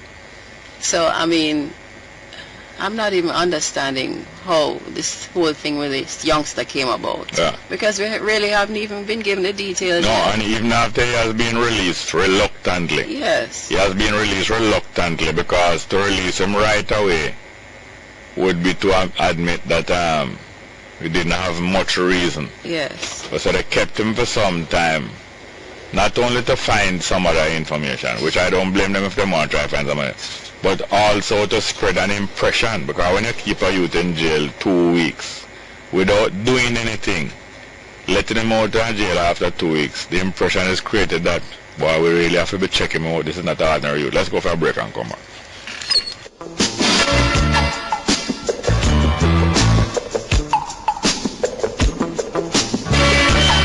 News Talk 93 FM. Heard everywhere.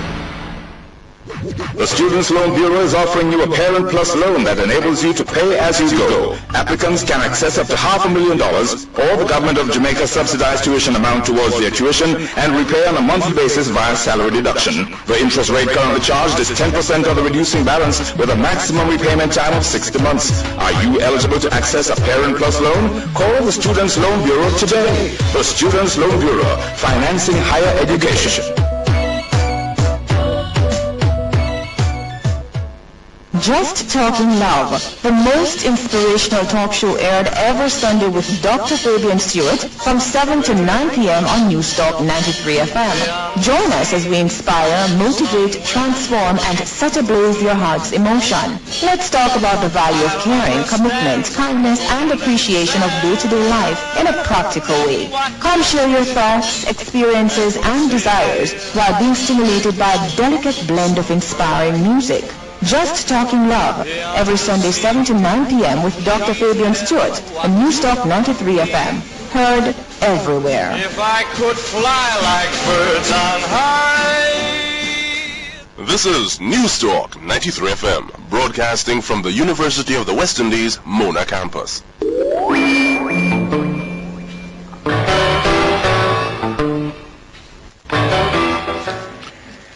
Yes, welcome back to Straight Up, as I tell you.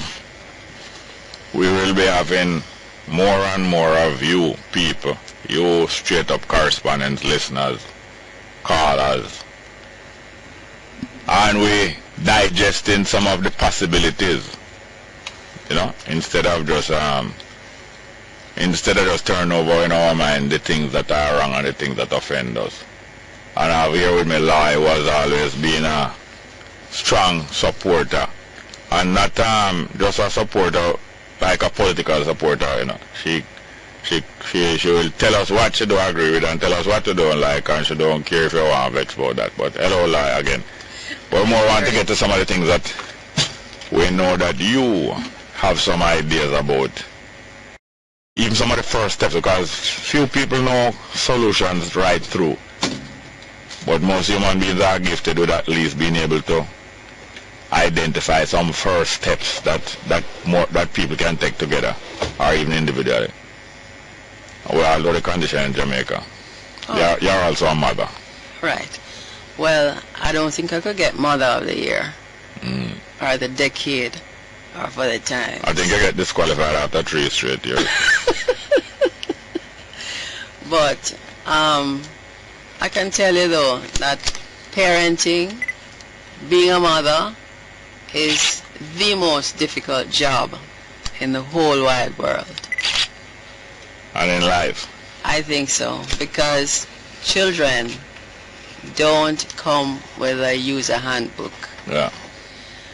And I mean, you're from a family with a lot of children, right? Mm. Are you all the same? No, not at all. Not at all. And you find that what might work for one child really doesn't work for the other one at all. Mm. So, I mean, can you imagine when you are single and you have 6 children and you're under 30? It must be really distressing. I found one child plenty. And when I tell people, you know, they say, why don't you have another or another? I say, I can't afford. And they think it's only money. It's not just about money, but they require a lot of time. And attention. Yeah. And if your standards are high. Yes. Even if your standards not so high, the children still require attention. Yeah. You can't just have them running up and down. And I think this business of little children having children, I think it's such a tragedy, because little children haven't even developed. You haven't even reached proper teenage years where you can think for yourself. You know, like, which party can I go? Is my mother going to allow me to go? And then you're saddled with a baby. You're not working. You can't support yourself. I think it's really tragic. And I think what is happening in Jamaica now is honor nothing. And people are not respecting children the way they should respect children as human beings. What is happening now, a lot of the urges, desires, lusts are being forced upon children, boys and girls, for the pleasure of the adults. And then, I mean, when you see, and this is not anything new, the bad part of it now, or the worst part, is when they are murdering these children. It's very frightening, because it's as if, well, I've used you, I can now discard you. Dead men, dead children tell no tales. And then these perpetrators are walking free. By the way, how many times can you remember an adult male in Jamaica being charged with what do you call it? Offense? Sex with underage Yeah, children. what do you call it again? We know it so well, we know the term. Carnal abuse for little children. Not even little children, big children, but still carnal abuse. Okay. No, it's not very often. I mean, I read the newspapers, but you don't see many. Not 100 times for the year. No, and one thing that stands out in my mind, remember when the age of consent was 14? And it was changed and raised to 16. And I remember reading it in the newspaper. And there was a case in Spanish Town with a minor, underage girl, and a man. And the judge set the man free and said he didn't know that the age of consent was raised to 16. How can he be a judge and not know? And then I'm saying, I wonder if there was some collusion here, because this is really disgraceful. Alright, these are the things that alarm us and disturb us and them kind of thing, you know. We have been, we live in our communities, we live in our families, we live in our Jamaica. And we move around either in churches or organizations and PTA and all them kind of thing. And we know, sometimes we know of, we know of underage girls living an adult life then, even going to school. Some of them even live with a man and go to school and them kind of way there. If there's a member of your family or a close friend, or if you're a friend, like you say, you might have some friends that, but sometimes you have some friend that the mother, she first had her child as a teenager, probably have to leave school because of having a child, maybe 16, 17, 18. And then later on, you know, she start to work, have a fairly good job, and then afterwards, in a steady relationship, might have 3 or 4 more children with the same person, you know, along with the first child, which was a early thing, and then But when the children start reach teenage and thing, sometimes because the mother started her adult experience and moving as a man woman from she was 15, she even allow her one child to engage in that from them at 15 and so on. As a good friend, you're fairly close with your good friend now. You would bring up that topic to her. You mean the child in question? No, your friend have like our eldest daughter now, and our children growing up. The eldest daughter is 15 now, and the other children are 12, 13 come down, and she allowing the daughter to move like how she did move when she get pregnant. What you would, and it's a good friend, you know. What you would do? Well, if I had a good friend like that and I'm looking on, I would say something to her. Tell her to be careful, because I remember once, this acquaintance of mine, she was going to send her daughter, her teenage daughter, to a party with, when you have good friends, men and women, you call them auntie and uncle. She was going to send a child with a man. And I was saying to her, adult party or teenage party? I'm not quite sure, but party. And she's not a young teenager. And I said, I think you should take her to the party yourself. Don't send her with these people. And then she got so angry because I trust him. I said, listen there, you can't even trust yourself. But because she trusts him, a man will take steps with that young girl because the family trusts him. That's right. And when these things are done, they cannot be undone. Yeah. And I always believe, if you can, try to prevent it. Be aware of what is going on. Do things always start with plans and intention? That girl here go there now with a family friend, because the two of them was invited to the party, and them said them trust him and so on. The family friend, the girl could all say she could be even underage, she could be even 15. And them at the party, or even it's a beach party, them start to take photograph. People, even sometimes people are strangers, even start to take photograph even with one day, and pose and all kind of thing. And that barriers break down just because. And the photographer might say, because I'm a photographer. Photographer might say, all right, give me a sexy pose. Because that's a common thing that sounds like innocent fun. Don't you know that? And you get this, eh? You see, all this party thing as a teenager, I don't really have much experience now, because when I was growing up, I could only go to church, school, market, and the library. Yeah. So, in my teenage years, I was not exposed to party life and going out. Those are the places that I could go. So I'm really not very knowledgeable about what teenagers do out there, as a youngster. By the way, talk about knowledgeable. You did watch Simon live at 7 when they were showing the children being paid to do the dance. No, I didn't get to see you heard about it? So sorry, yeah. But this is fairly common. Yeah.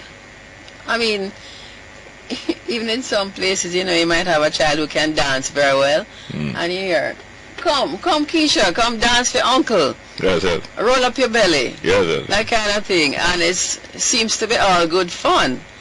But they get into the mode of doing that is nothing. Happen all the time.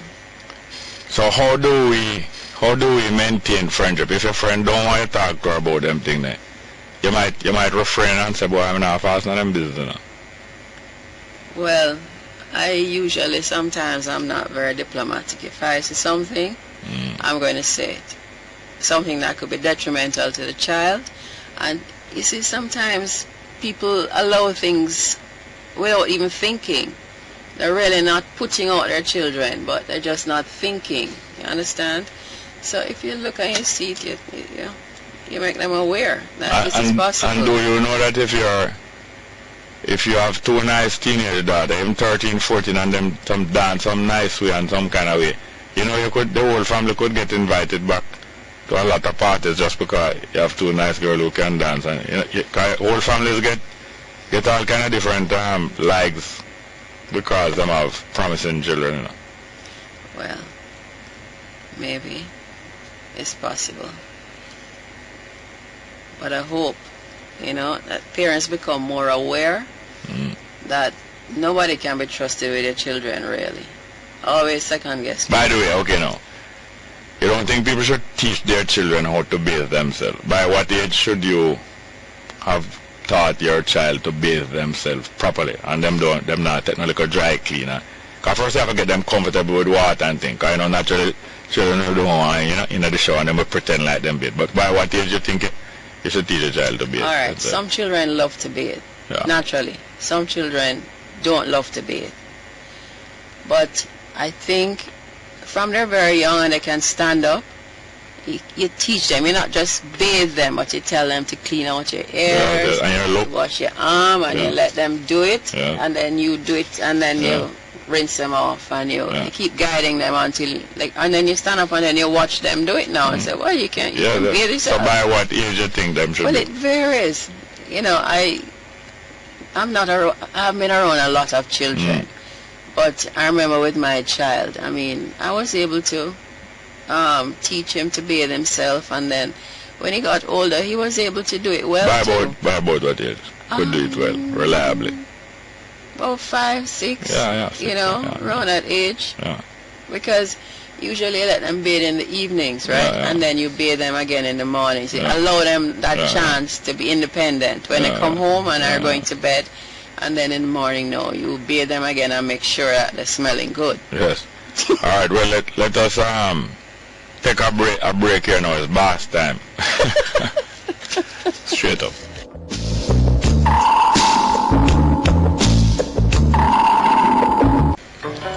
Yeah, talking here with my guest today, Miss Loy. You want to get your whole name, or Loy is good. Loy, one of the coaches of Straight Up right from the beginning. And that brings me to another point. Like, for instance, your child has certain ability, and we should encourage these abilities to be brought out. Whether it's a male or a female, because I've experienced it with my male and female children, have ability. They are being coached at their school and being asked to stay late because of their ability, especially in track and field. This is where they are also vulnerable, because as you know, like the Boy Scouts, all over the world, Boy Scouts, YMCA, Girl Guides, and many other things, including church. A lot of the people are weak. It's a sickness, some of these addictions, some of these pedophilia thing, is a weakness and a sickness, I mean, I go cuss nobody for it.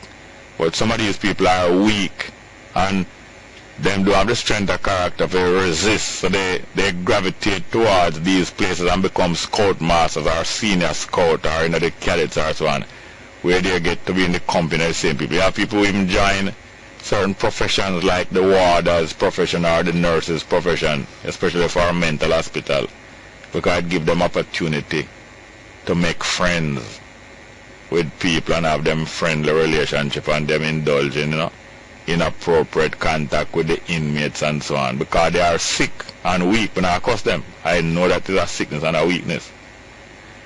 And a lot of people gravitate, as I said, to YMCA. All around the world it is well known. YMCA, Boy Scouts, coaching sports. And somebody will even make themselves a very good coach in order, because them fulfill them life, and here them have some young people and they must find a nice little young partner to fall in love with. And it really seems real and real to them and right and the best thing, because it is a weakness. You mean these sick people you're talking about? Yes. And now your child now might come into the care, the coaching care. And especially in Jamaica in the 60s, 50s and 60s, a lot of young girls, and it's still going long after that, a lot of young girls have been taken advantage of because of their athletic ability and also their vulnerability to the coach. And the coach feel like them fall in love with this little girl. Listen, this thing happens not only in Jamaica, but right across the world. Yeah. I had cut out a clip from a British newspaper. Yeah. And this is they're talking about a coach a swim coach Yeah. who was a serial molester. Yeah. And I mean, when these children have ability and they, you know, the parents say, okay, well, they're doing, and it never even crosses their mind. No. I mean, this coach, this little girl was 13. Yeah. And every lunchtime he would take the child home and have Yeah. sex with the child. And I guess, of course, they have ways of threatening the children. Yes. You know. And this is our little secret. Yes. But if you talk, it won't be nice with you. And maybe she might very well want to be on the swim team. Yes, and she might be threatened about losing. Yeah. And there was this woman too. You remember the woman who swam from Florida to Cuba and back in a cage? I mean, she tried to do it without a cage. Protect the cage is to protect her from the shark. Yeah, she eventually did it. But or she swam without it. I think she did it once in a cage. Anyway, the problem was that she was a very good swimmer, and her coach was molesting her, and she complained to her mother and her father, and they just pushed it on the carpet. And I mean, she was so, what is the word? Give me a word, Jerry. I don't know what you mean. She was so hurt because here it is, her parents were supposed to be protecting her. Or we're just shooting her aside. This is a nightmare. Yes. You see a rescuer, and you're running to your rescue and say, my God, some rescuer here. And when you run to the rescue, you say, go back to the coach and behave yourself. Yes, and I think nightmare. Eventually, although she was such a great swimmer, I don't think she pursued that area. And I mean, it's really tragic. And these things happen over and over and over again, and then they just move on. And Jamaica now is a place where we get not only used to this thing, yes, but the whole half of the community will be saying, go back to the coach, he can get you into KC, or he can get you into JC, or he can get you into St. Andrew. You understand? And the coaches use this thing over these boys and girls, hold it over them, because in other words, he has the key to their future. No, hear me now. We're definitely not going to be just talking about bad experiences and complaint, but also solution. But I have to recount that. Because just like how I feel a sense of responsibility with the traffic jam that take place at the university for most of the day and part of the night. Because I was the first person to put a shop there. Just when about the time when I meet in 1973, I put a shop there first. But it was about 30 feet from the road. Now after that, other people start put shop there till them put the shop practically in the road. Nobody on the road can't widen. So who owns the land? Mona Common from I was a little boy. It was a open common, and mostly Indians who came here in indentured working on the estate. They'd settle there. Because I know it's after the indenture, some of them get land. But anyway, some of them settle over Mona Common. Mostly Indians who still live out there. Some go down on Manley Avenue. That's why I find so many Indians. And some of them have our friends and close brothers and sisters. So many Indians living in these areas. Manley Avenue, Sylvia Drive, Mona Common, and so on. But people used to live far away back from the road, like 100 feet back on Dildon, Maca, and Monkey Fiddle. Farmer hedge in front, you couldn't even see the house. Them and a little boy going to University Hospital, you couldn't even see the house them over there. People live behind the hedge. But I tell you, I feel a sense of responsibility of putting a first shop there. Same like what I feel a sense of responsibility as a Rasta youth coming up as a teenager. Many of the things that we used to do, we stopped do. So between 17, 18, 19, me and enough of my brethren and sisters as Rasta youth, we stopped run down the dance as much. And we not rub up in a dance and them kind of thing. We just kind of start being ourselves more modest for years, you know, naturally. Because we come into a family and we appreciating better ways to do things and we refrain. And then a few years later, between 1965 and 73, by 1973, there was a deliberate consciousness that we need to have a social life outside of just assembling amongst yourself as Rasta youth and smoking and thing. And somehow start keep some party. Cause for a couple of years now, we do them dancing. Everybody line out one side. Man them over there a reason. And the daughter them over here saw a reason. And then a whole heap of dance. And they stay far from party and dance. And then there was a deliberate attempt now. We say, no man, we could get warmer. And I tell you, say, when we start keep some party and some dance. I can't forget one night the Whalers keep a dance, 1969. The Whalers, that time they never busted it. international, you know. Whalers keep a dance up a Red Hills Road, 100 Red Hills Road. And first time I go to the young lady, because my baby mother who later become my wife, she's gone in America, and she pull up because she gone. And me link up with the next young lady some months later, after I said, boy, I'm not deal no more woman again in Jamaica. And me and the little young lady go to the dance up at the Whalers, 1969 November, the night of Woman Heron wedding. The wedding was in the morning, I go to dance tonight. I find myself the first time in about 3 years, I dance. And I rub up on one little young woman. And guess the music what I play? Psalms 2. It's when I realize what I'm saying, me I rub up with this little lady and a Bible verse me I dance to. I say, how would this find myself, you know? But by the next 4 years, after more of that kind of association, most of the things that we kind of start refrain from, we find ourselves abandon most of them things. Till little more we in a dance and some I see them little girl, we're underage girl now some way. As either we yourself as big man or some of our virgin and things. We abandon enough of the things that if his modesty walk, if his modesty and listen as walk, come there dance. Him probably would just walk back out same time and say, I don't like what I say, I go on. But you know, because I can't take myself out there, you know. We want to find out how Jamaica reach like how it reach. Look here. You remember from the 70s? Yeah. You know, a lot of people might say with the introduction of socialism or that philosophy, a lot of people got a little bit more loose. I mean, people have been loose all along, you know, and free. So I don't know if you have a comment on that. No, I've been talking too long. I've been talking too much on the minute. You remember that era? Yeah, man. Things really just got... But you can't blame it on socialism. No, we're not blaming it. We're trying to figure out where this... man free. Yes. You know, come from. So I really don't know, but I'm so many of us, even me myself, we stopped, is when I start smoking over hard, you know, I stopped drinking liquor. Most of the alcohol me drinking in my life, me drink it before me a 17-year-old. After that I herb and refraining from these things. I liquor more after we like a certain thing. Years later, somehow we find ourselves all a drink and drunk, or that couldn't happen to us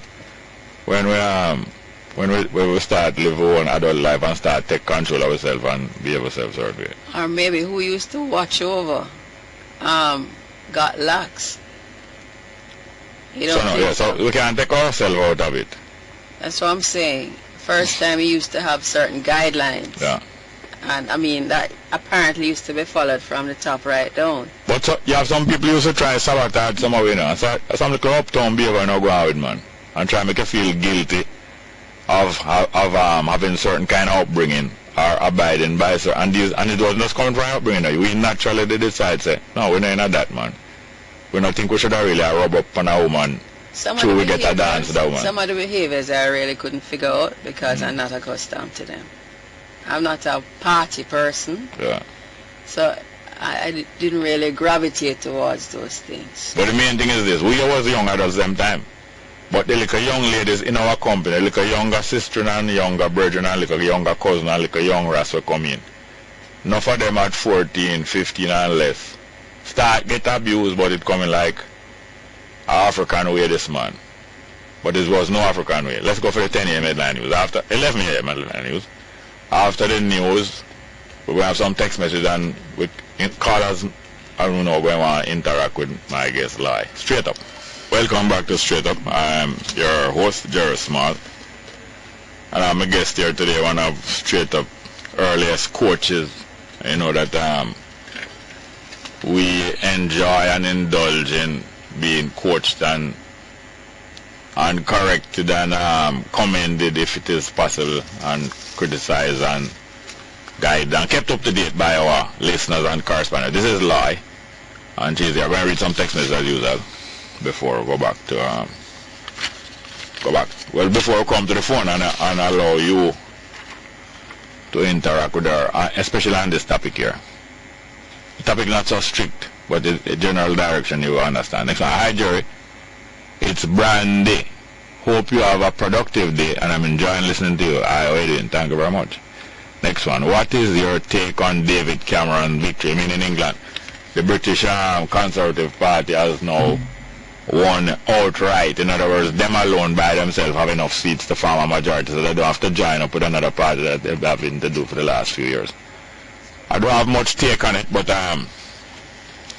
it seems as if the people up in Scotland agitating for their independence and maybe separation, but to be respected, it benefit the main party, because the people in Scotland, even that kind of break down some of the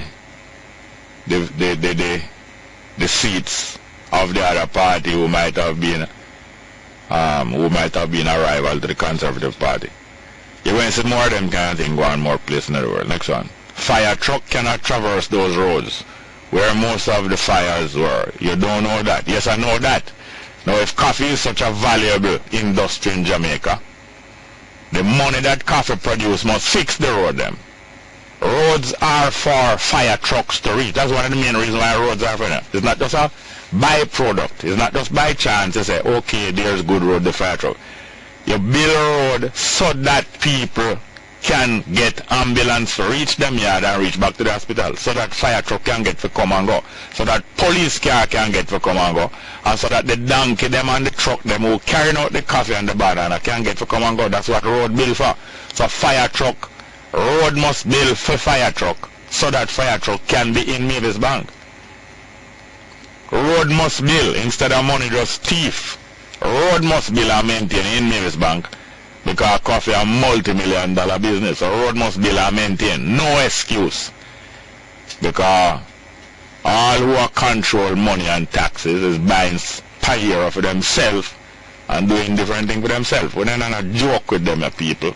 Just like we're not a joke with nobody who are fingling up with little data. They are like people who is fingling up with data. And we going on like such if I never want thing with that talk to that guy then, but I make him go on, man. I'm not going to send out. A joke you make, man. A joke you make. A road must build for try a truck. Anywhere in Jamaica. Next one. Jerry, do you think that local government needs a guide to direct them on issues such as fire brigade? Of course, them need a guide, the government minister. Of course, ministers need guide. These are the experts in the ministry, and not only the experts at the top, but the people doing the work from top to bottom know their work and know what better can be done. A minister don't have to be an expert in a subject to be made minister. The minister is there to make sure that the policy of him party and of him government is carried out, not to do the work himself. He don't need to be an expert in the work. He only need to be a responsible observer and manager who carry out the policy and party and him government, and who see to it that the experts are doing their work. Just like how my guest is in a studio here now. She's not a broadcasting person. She come like a minister. She's not a broadcasting person, but she know when broadcasting not being done right. She know when people need to hear rebroadcasting at night. She don't need to be a broadcaster if you know that. And that's why she could have supervised the program properly. Next one. Jerry, you are right about the fire trucks. Well, I hope so. It's not just me right, it's just I recognize the right. It's not me right, you know. I recognize the right. And many of us, all human beings can recognize right from wrong. Plenty human beings are out of practice in recognizing right from wrong. But the recognition of right from wrong is a human quality. But you can be out of practice in it, like I am out of practice in running fast. But if you get yourself in the proper capability of your body, we run faster than we walk. You don't have to run faster than Bolt. Running is moving faster than you walk. So all human beings are equipped. Basically, normal human beings are equipped to run so that they can move faster than I walk. Not to beat Bolt. Next one. Morning, my love. You okay? Yes, thank you very much.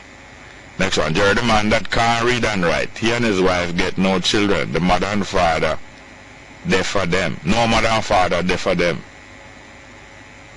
The man that can't read and write. I wonder if it's a caller that's talking about. A caller calling all the same can't read. He and his wife get no children. No mother and father, they for them. Oh. Okay, no mother and father, they for them. Okay. Next one, Mr. Small.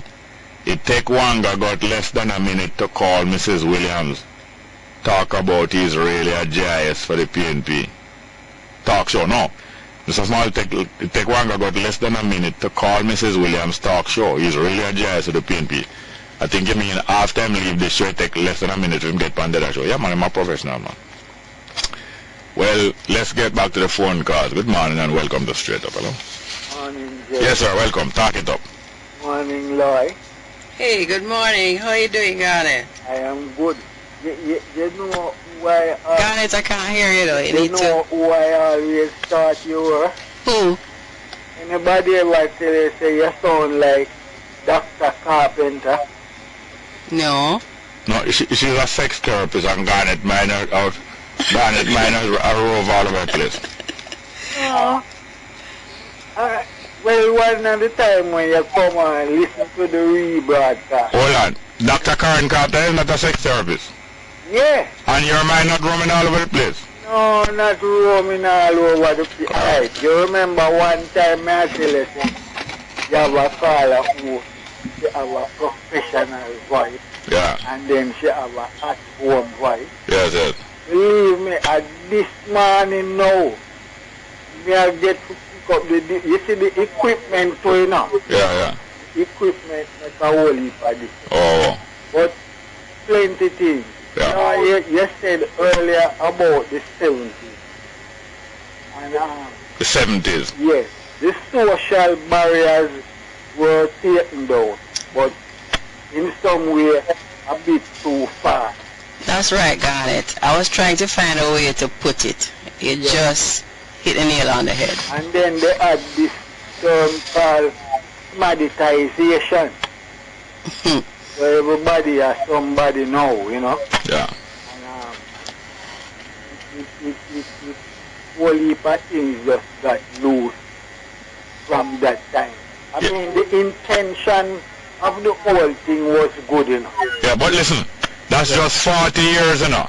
Yeah. So it take more than 40 years for a people to rework them values, you know. So I am not in despair, because the process now is not only inevitable but right. But you have to stay on the job. In other words, if you are the coach for a team, you don't just watch the first half of the game, and when you are 2 down, you go home. No. So we are not downhearted.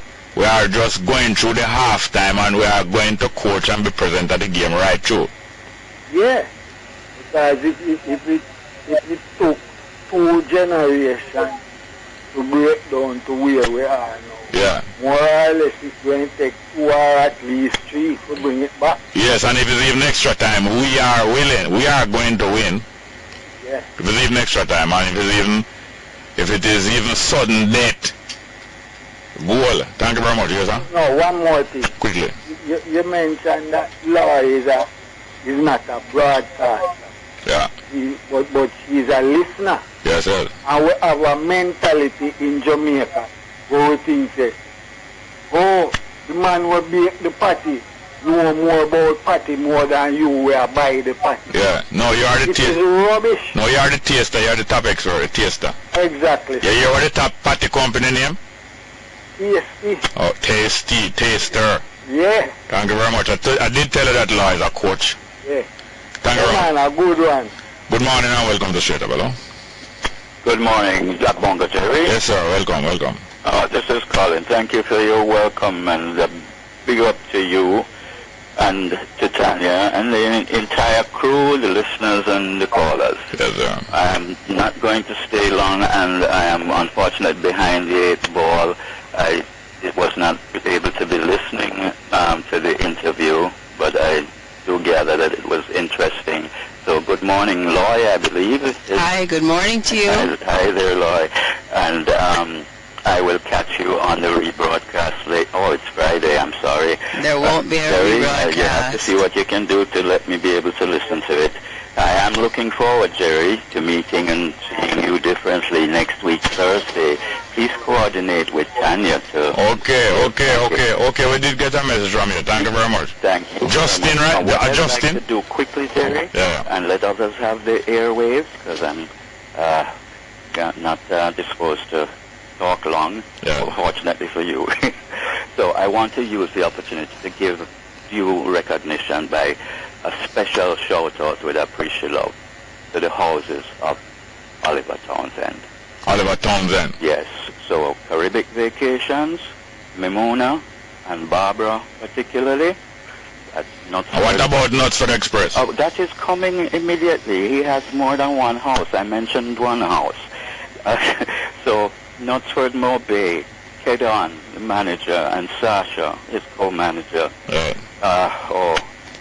Maximum respect each and every time. Yeah, man, I have some young people at Knutsford Express, New Kingston. New Kingston. Oh, let me say this now. All right, you have some young people. Do it for me. You have some young people at Knutsford Express, New Kingston, that I especially appreciate.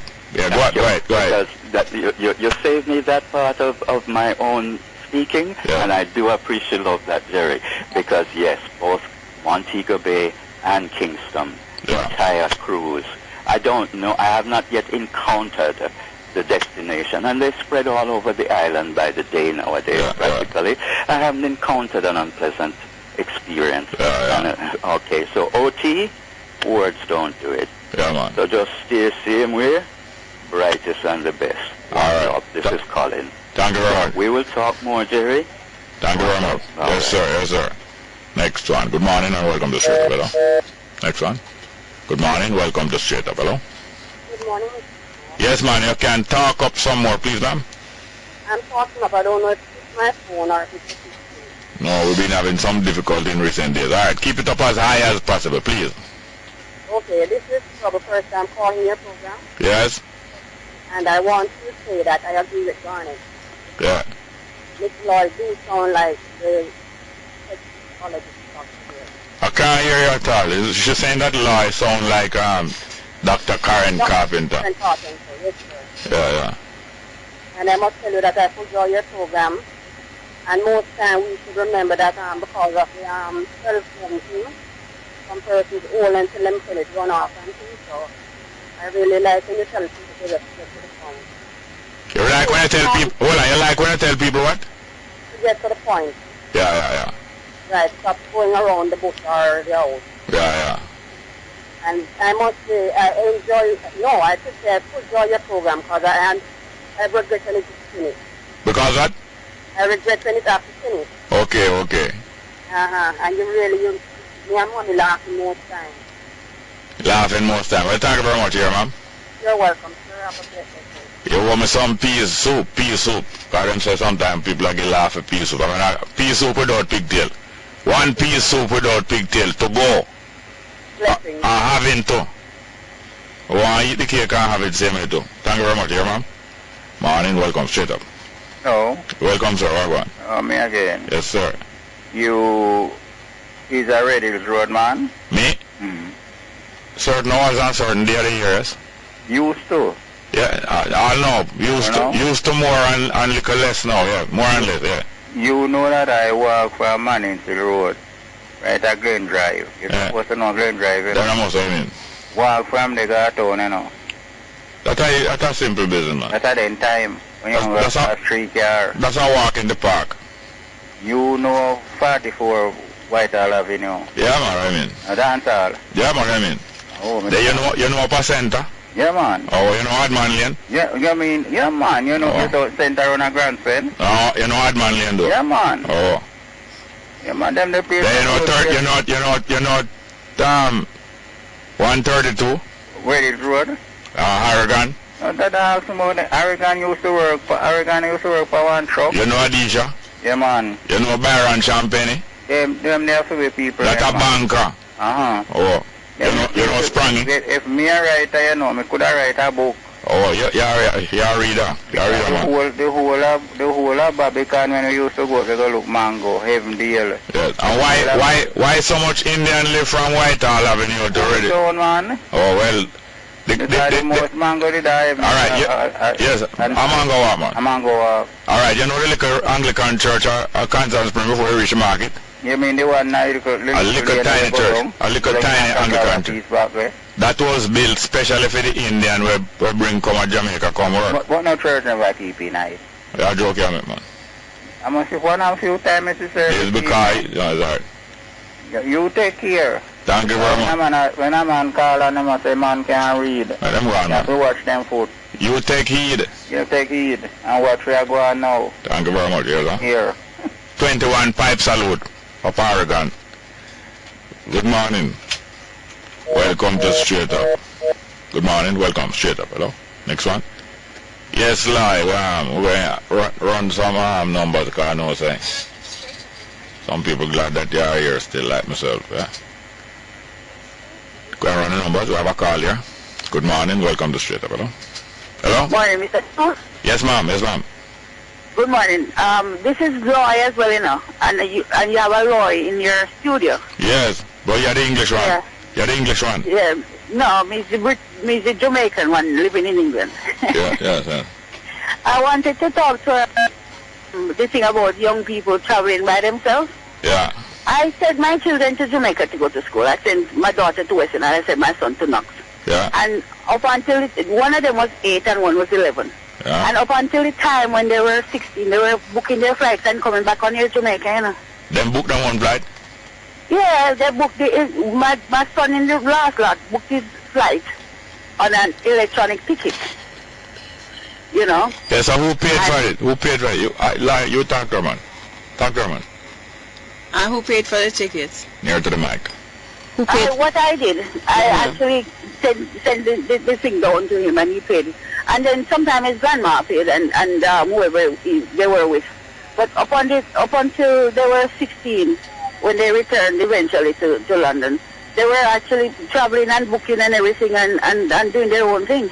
But they were actually accompanied by, sorry. Were you saying something? No, you was talking to somebody else. Oh no, but what happened, the Air Jamaica was fantastic because they actually allowed them to travel on the Lovebird thing, the little sticker them used to get. Yeah. And they were in the care of the Lovebird until they came to London, and then the air hostesses accompanied them and made sure that they were greeted, you know. Young boy from St. Mary, you see? Yes, ma'am. When he booked, I don't know who booked his flight. The one with he them? might have been able. The one with them said terrorist. He might have been able to what? He might have booked his flight, or his mother might have instructed him how to book it down there, because it's cheaper booking it from Jamaica than here. Yeah. You know, so nowadays children are traveling and creating their own little space. Yeah. As long as when they come to the other place, they actually are you're accounted for, put it that way. You know? Yes. All right, thank you very much, dear ma'am. You're welcome. Take care. Bye-bye. Yes, good morning. Welcome to Straight Up, hello? Welcome, Straight Up. Go ahead, please. Are you listening? Answer, please. Good morning and welcome to Straight Up, hello? Hey, Brother Jerry. Go ahead, please. Am I coming through? Yes, sir. I don't know where you come to. I come to Lloyd, I don't come to her. Yeah, go on.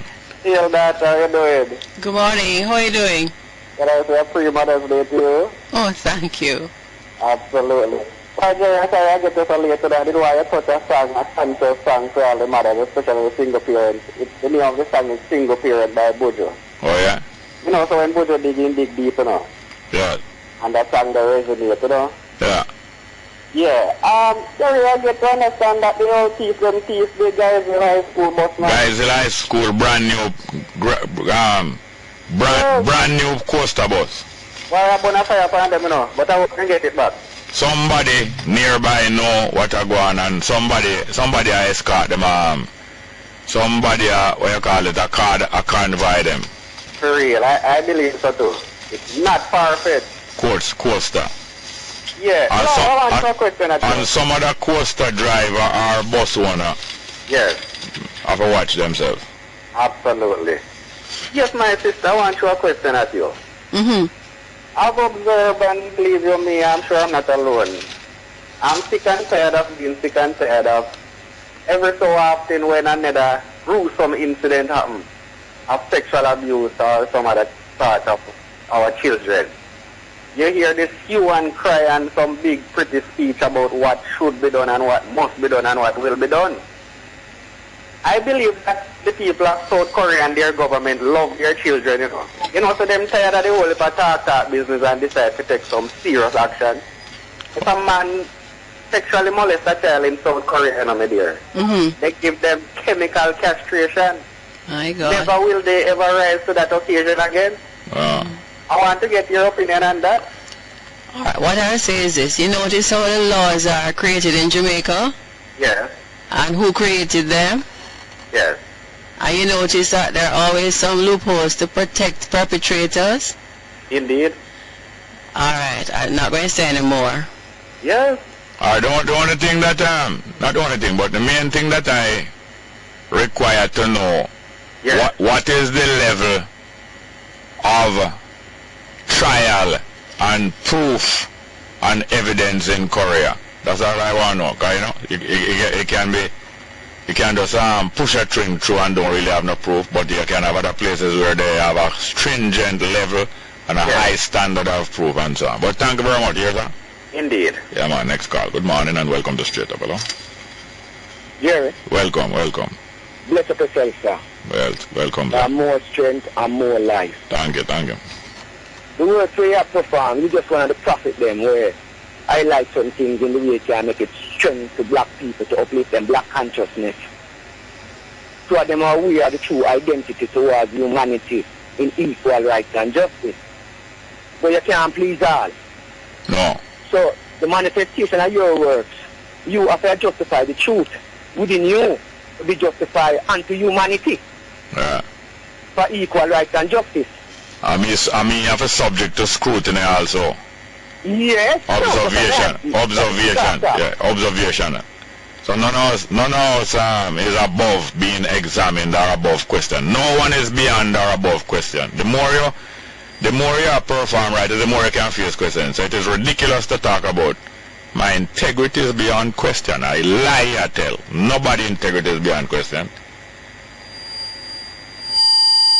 Jerry. Yes, sir. So what when we check back life, you see, once you know your identity, that is the essence of life, the almighty dark within itself, that is light. Yes. Watch me now. Yes. Where is at this moment? You're in a studio.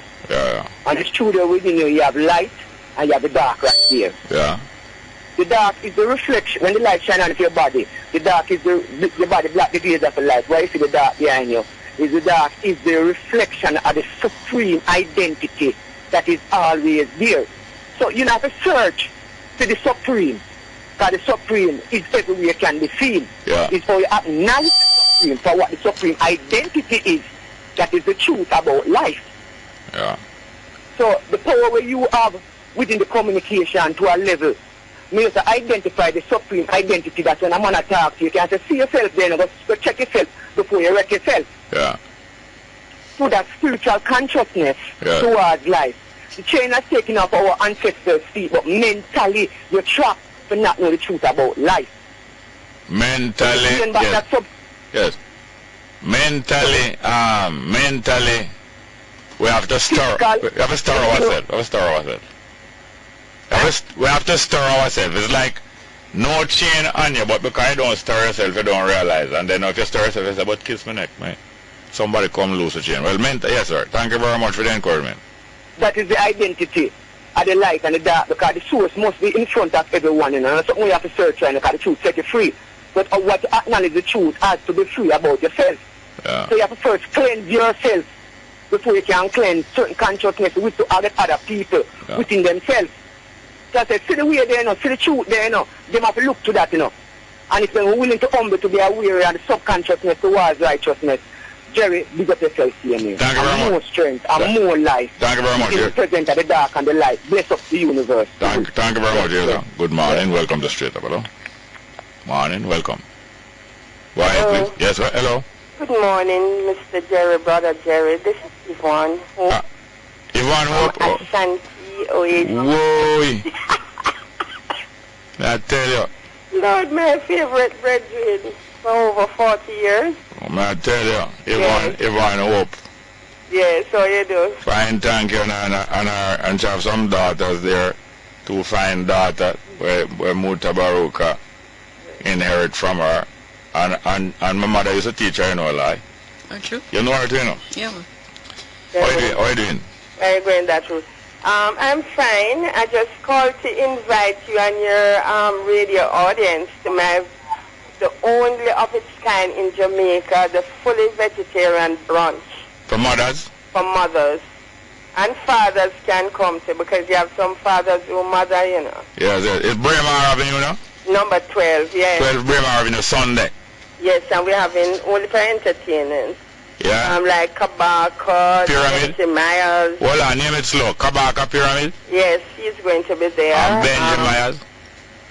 Benji Myers. Yeah. We have a little jazzy. We're going to have Romain Verga, Christopher Martin. Yeah. And we're having a fashion show. Oh, yeah, said to me. Fashion show. No beach, yes. No beach wear though. No beach wear. Only bingy wear. Aye, shut up. No, it's nice, man. It's nice, man. You don't have to shut me up. It's nice. Same way it's nice on beach. So. And it's so graceful. And look here now. So they're going to be singing to tracks or what? To tracks, yes. Yeah. Yes. What time? What time? It starts at 11. It starts at 11:30. Yeah. And goes on until 4. And lots of food, vegetarian, from chocolate tea, porridge, plantain porridge, veggie balls, my favorite. Yes. Rice and peas, pudding, juice, curry jackfruit, roti, dal. It's just fully. We have a little raw food there too, uncooked food. Yeah. That is, and a host of healthy vegetarian meals. So please bring your daughters who are mothers. They're everybody for you. And I know you're going to get more than value, more than money. Of course. Then how much is the liquor money? The liquor money, I'm ashamed to talk, Mr. Small, only $1,800 for all of that, plus entertainment.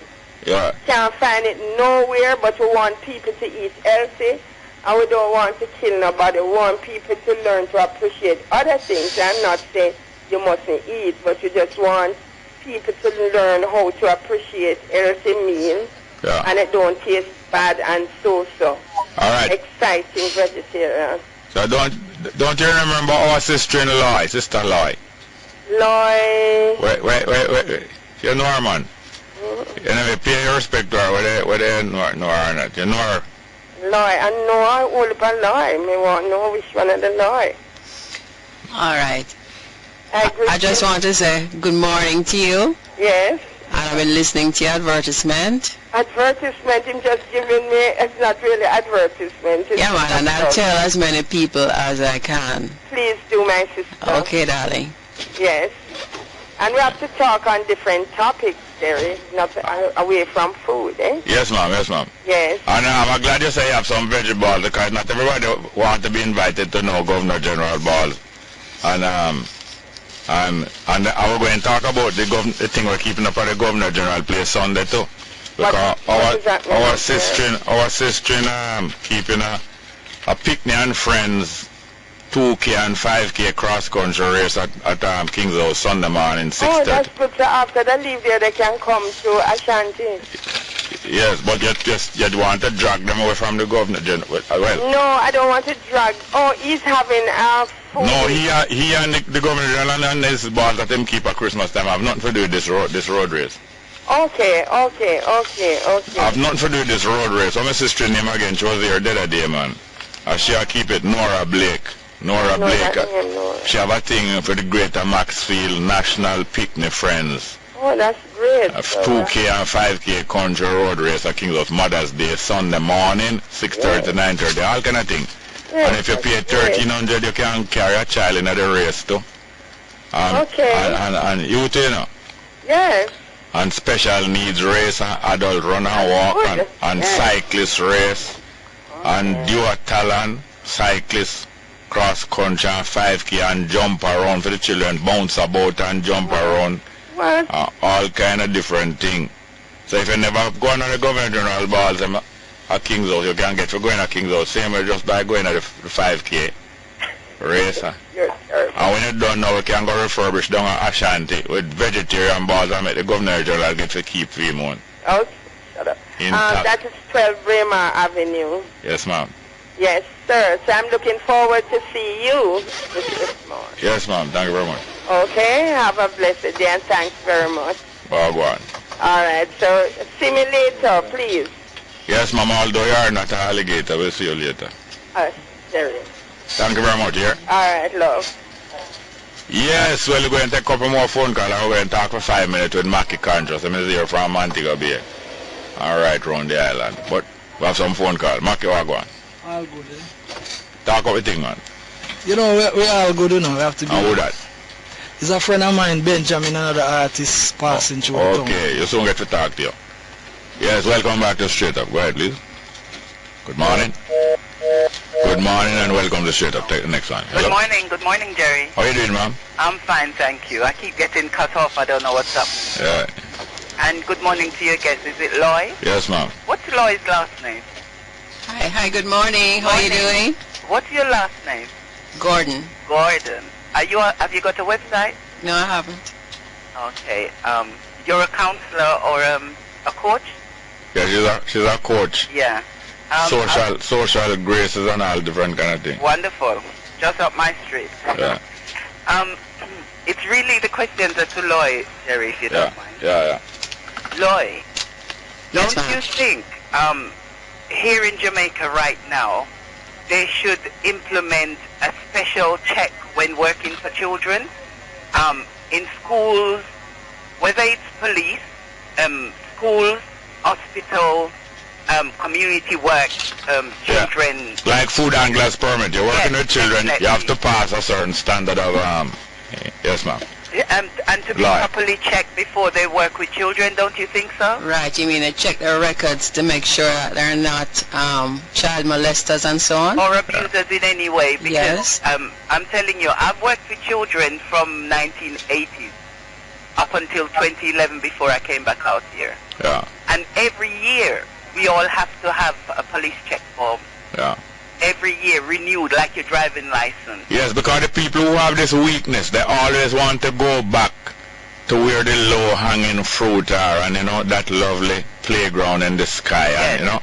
And it's a weakness and a sickness, but we're not going to joke around them, but we recognize there's a weakness and sickness. It is getting out of hand, and I think this should be really a priority. It's not getting out of hand, man. It is out of hand. Out of hand, indeed. Yeah. But don't you think also, Loy, that even in churches, nowhere should be exempt? No. I agree totally. I mean, that is where some of the greatest atrocities take place. Most. And they're not cursing the church, you know, because they're hiding in the church. Wolves in sheep clothing. But we have to not cursing the church at all. The church, that's why the church must be alert, because they're going to hide in the church like a church mouse. Well, that's one of the places mainly that I think should be, because where I used to fellowship in London, I wouldn't see any children sitting on anybody's lap, whether they're my grandchildren or not. Yeah. They would have to get up.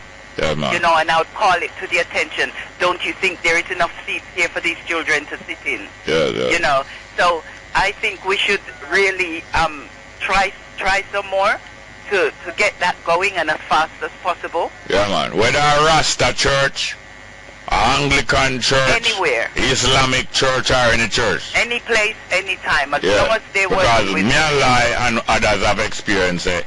Anywhere the sheep there, the wolf will come there. Even in the sheep full of Rastafari, yes, the wolf will come there, because the nice little dreadlock picnic look like some kind of plum to them. Yeah, and I do third that about her sounding like Dr. Carpenter. Yes, ma'am. Yes, she better, I tell her she better than Dr. Carpenter. But Dr. Carpenter is great. I hope I will meet her at some point. Yes, ma'am. Yes, ma'am. Okay, Jerry. You have a blessed day. Yeah, thank you very much. And you, Loy. Okay, take care. Thank you very much. Good morning. Welcome to Straight Up. Hello? Go ahead, please. Blessings and good morning, Jerry. Yes, sir. How are you doing? Yeah, to you and your host. Or rather, your visitor. Hi, good morning. Yes, sir. Go ahead, please. Yes, I have this concern. Yeah? It's in regards to what is going on in Jamaica. Yes, sir. To be honest with you, I think it would be more appropriate that way the topic of discussion would be on the issue whether or not this government is for us, or is this government a proxy government for someone else, especially the United States. You know, that is the nature of international government for some time now. It's a feature of the international scene for some time now, that most of the countries in the world, they are subject to the major powers.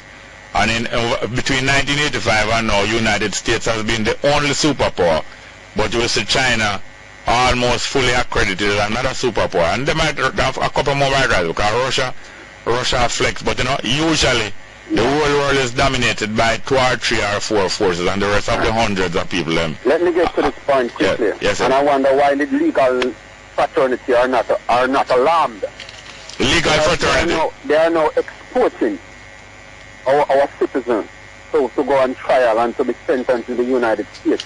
Yeah. And the accusation and the assumption that they are in lot of scam. And I need my people to be aware that none of us are immune to this. We can be accused. Yeah, falsely. Yeah? And then we are exported to be tried. Falsely. Sentenced and imprisoned. Yes. Falsely. Falsely so. Yeah. And imprisoned in the United States. Yeah. And that's a form of great slavery. Yeah, yeah. And I'm saying, with all our musicians, our Rastas, because Rasta really mean liberator. And remember, the struggle still continue that Garvey had started, Nani, Sham Sharp. And it won't be, we can't continue by singing music. Yes, okay. But we have Moses. Yes. We have the rod. Where is Israel? All right. May I ask you though, if you are aware that such a thing exists as lotto scamming? Yes, I am aware. All right, hold on. And you are aware that that is a multi-million-dollar business? I am also aware of that. Okay, and you are aware that because of the kind of money that come into the community because of this lotto scamming, people are able to establish kingdoms with armies and that kind of thing? Beloved. Just tell me quickly now. Yes, you have to tell me. Okay, so you are quite right. Yes, hold on. Our army. Yeah, you are quite. Continue the revolution. Okay, you are quite. What is it? Come again. What we need to do is establish our kingdom and our army. Yeah. We're starting right here in Jamaica to continue the revolution that our forefathers have started. That one is different from the one where people get a lot of money. Exactly. Different. Okay. But Jerry, I'm expecting that of you know. I'm expecting you to initiate that. You know, you are part of it. You know. Yeah. I always regard you as a revolutionary. Yes. And let us not beat around the bush, Jerry. We don't want to beat around the bush, and we don't want to bait the bush. Hold on. Yes, we don't want to beat around the bush, and we also is not a bush to be baited either. Thank you very much. Let's go for a break. Get to the point. Thanks. Morning and welcome back to Straight Up. Hello. Hello. Welcome. Yeah, morning, sir. Welcome, sir. Yeah, me and one lady there. Yeah. I talk about the youth can find something doing thing. So I said the people them can't farm and for them whole stuff. Yeah. So when them are farming for them whole stuff and them drop off, who responsible? Because me even have balls to the hospital, not medication, and not no bed and all them things there. So when the people them go there and drop off and mash up, no more problem than the country. The person who called for the farming, was it one of our callers?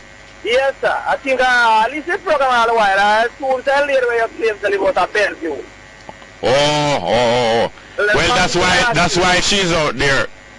Okay. I think she fell off of the roof and them said them have to keep her nearby. Okay, because the roof crack or skull crack.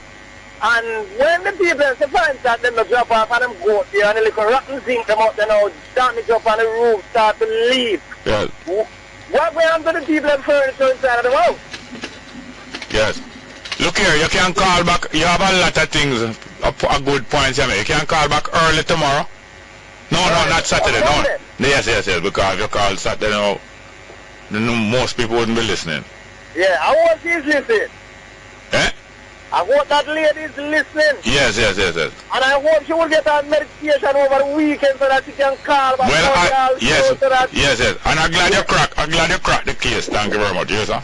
All right, sir. Good morning and welcome to Straight Up. Hello. Hello, morning, Mr. Small. Welcome, morning sir. to you and your guest, Lord. Yes, sir. Morning, sir. Yeah, I want to ask Loy a question, Mr. Smart. Anytime. Yeah, do you think it is prudent in our culture here now, based on our self-esteem problem that we're having, to keep telling a newborn child that they are born in sin and shaped in iniquity? I have a very serious problem with that, you know. The child really that is a total attack has on no control. child integrity. Yes. I always wonder about that, you know. And I say, the Minister of Education need to tell the churches to stop telling the young people these things, because it is not true. Yeah. And I think the source of our problem is where the self-esteem of our children is.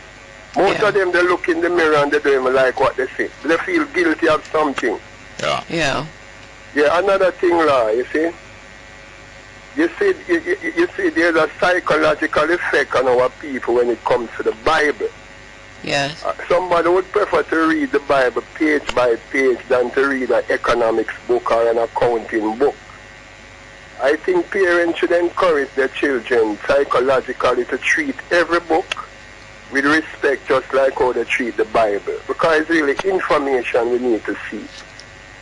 And you must arm themselves with information to meet the challenges that are ahead, so that people don't keep tricking them up. But you know something, Caller? I think they treat the Bible, the book, with respect. If it falls on the floor, they dust it off. But I don't think they really read the Bible. Yeah, our reading culture is really not where it ought to be, you know? Right. Well, I think parents need to tell their children to read more, and especially when they tell them to read, let them hear, to prove that they are reading. Yes, I agree with you. Yeah. Thank you, Loy. Respect. Okay. Yeah, thank you very much. Respect, Mr. Smart. Yeah, thank you very much.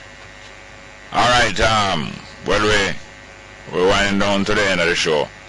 Although we never spend much time on some of the solutions, but at least first we have to digest some of our ideas before we will be able to identify the first steps in solution, because it's not usual that you can see complete solution, or true, from your experience, complete solution one time. No, you work towards it. Yeah, but sometimes the first steps them emerge so clearly, especially when more than one person agree upon it. Agree upon it. Yes. Yeah. Well, before the time run out, I want to thank you. I was still going to talk a little bit some more, but I want to thank you and thank producer Tanner Richards, production assistant Shade Walton, and our broadcast technician Yain Stewart. And here's one more thing you want to say. Yeah, and thank you for inviting me. Yeah. It was great. I've never been in a studio before, a radio studio. But I know you're in a music studio before, because I see you in a music studio already. All when Bob Marley a record. And matter of fact, me and you buck up a Bob Marley at all of London. Yeah. I lie me I tell? No. Are you did bring in Cindy Breaks for radio too? Yes. Yes. You did bring her in? Yes. Up there, I just come from Ethiopia with the 12 tribe executive. I'm here Bob on the phone, because he put me in a film room to stay now. I'm here on the phone, and I tell somebody, say, boy, I may have some sister in here where them have sister in here for a reason, you know. You can't reach her. And he must say, yeah, man, you can reach her. At the time, I believe I down in Chelsea or somewhere in London, the person I talk. At Jamaica, I talk to Cindy Breaks, you know. And about 2 days later, you and Cindy must push the door one night. It was night? No, when I say you bring her there, don't you fly up on your plane? She was on my flight. Yes, and you came too. But I don't know, you never bring her in night, but the both of you were the stewardess on the plane. Yeah. And she come in now, send Bob, send him come to Jamaica from call her, you know, say, time she just done Miss World now. And we spend a couple of weeks, I think we spent about a week there. And don't you went down to Manchester too? Either before or after, but anyway. I was some whole heap of great work usually do from them time. They're flying up and down all around the world. And yeah man, plain clothes. Well, thank you very much. Yeah. Well, Mackie Conscious is here.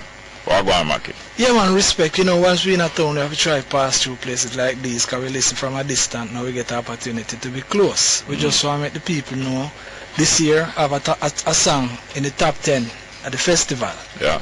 Because JCDC is back with the festival again. This time the original festival song, which most people seem to like. So we have one song in that. And there's another interesting song that I have out now with a lady called herself Sister Sensei. Yeah. She was incarcerated in Jamaica 40 years ago for a ganja spliff at 14 Barnett Street. Yeah. And she actually went to GP. So she came here the other day and wanted a collaboration on a song. So she came to the studio and wanted a DJ which she couldn't find. So I said, yeah man, we just write something on it. And we just do a dub poetry and a pretty interesting song. It's called 14. And we try to include a lot of little things. Which one? The music creators behind which one? Number two on it. So where the festival song? It's on it too, it's number 1. What you say? So we all say we want to go far and everything much further than we were, and we not stop travel until the destination is to the top. So whatever there is musically, I am in it, you know? Yeah man. So how Montego Bay? Hot. Yeah. Very hot. Yeah. But I guess we have a beach next to it, we can always jump off. Yeah. You know? Well, alright, we're going to listen 1 minute of number 1 and 1 minute. And the other one is number much? 2. 1 minute on number 1 and 1 minute on number 2. I will never had to do this, you know, because I tell you, say only 3 minutes of talking, but... That's why I talk so short. Yes, sir. Straight up. Independence time, but Jamaica nice all the while, man. Yes, man. Jamaica nice. Tourists come from Harbour to the Caribbean. Want the sun and the sea. That was in them plan. When the reggae music hit them, dance and sing along. I ain't no problem. Well, love Jamaica land.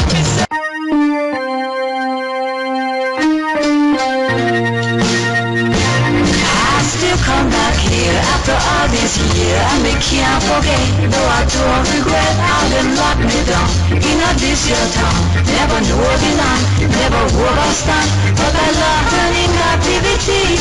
Only child would set me free. Things one jealous dread to be. Thank you, Jah, for saving me. Same place of Barnett Street of 14, and you get killed near Mario D. Just to possess a giant of weed. What a difference now why weed is free. This world is built on money and greed. No Babylon, them start plant the weed without apology to who suffered before. Come sister sense, sing me some more. Try to mess me up when you lie. We have 1 minute. We have 1 minute for you to tell about Ethiopia. You'll visit to Ethiopia. Quick. Oh boy. I'm one time ago there. No, once. Jerry. No, quick, don't talk about Jerry, man, Ethiopia. Please, okay. Please, I've asked you now. Yeah, I went to Ethiopia. I remember seeing our brother Skill Cole. Yeah, Alan. Yes. And just moving around. It was a very short visit. Ivan Core was there. No, I don't know. Is it after 76? I didn't see him. Yeah, and I went to Shashimane and saw some of the people on the land there. Yeah. And it was a very interesting time. Yeah. Very short. What year it was? I think it was about 1977 or 8. I really don't remember. Yeah. Revolution are going on. Yes. Watch your step. Yes. Socialist government, the Dergs were... I'm not socialist, man. I'm Marxist. Whatever that was. Yeah, the Dergs were ruling at the time. Yeah. And it was very interesting, very different. Yeah. Beautiful place. Straight up. It was. Thank you very much. Straight up, Jawilin, Monday week. This is me. Not might be. Straight up.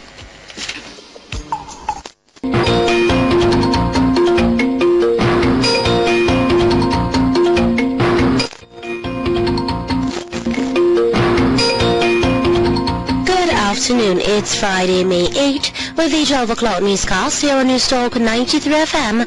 I'm Kayla Wright. Coming up in this newscast, the JLP calls for urgent assessment of impact of bushfire affecting farmers. JMDA dismisses calls for public apology to Permanent Secretary in the Health Ministry, Dr. Kevin Harvey.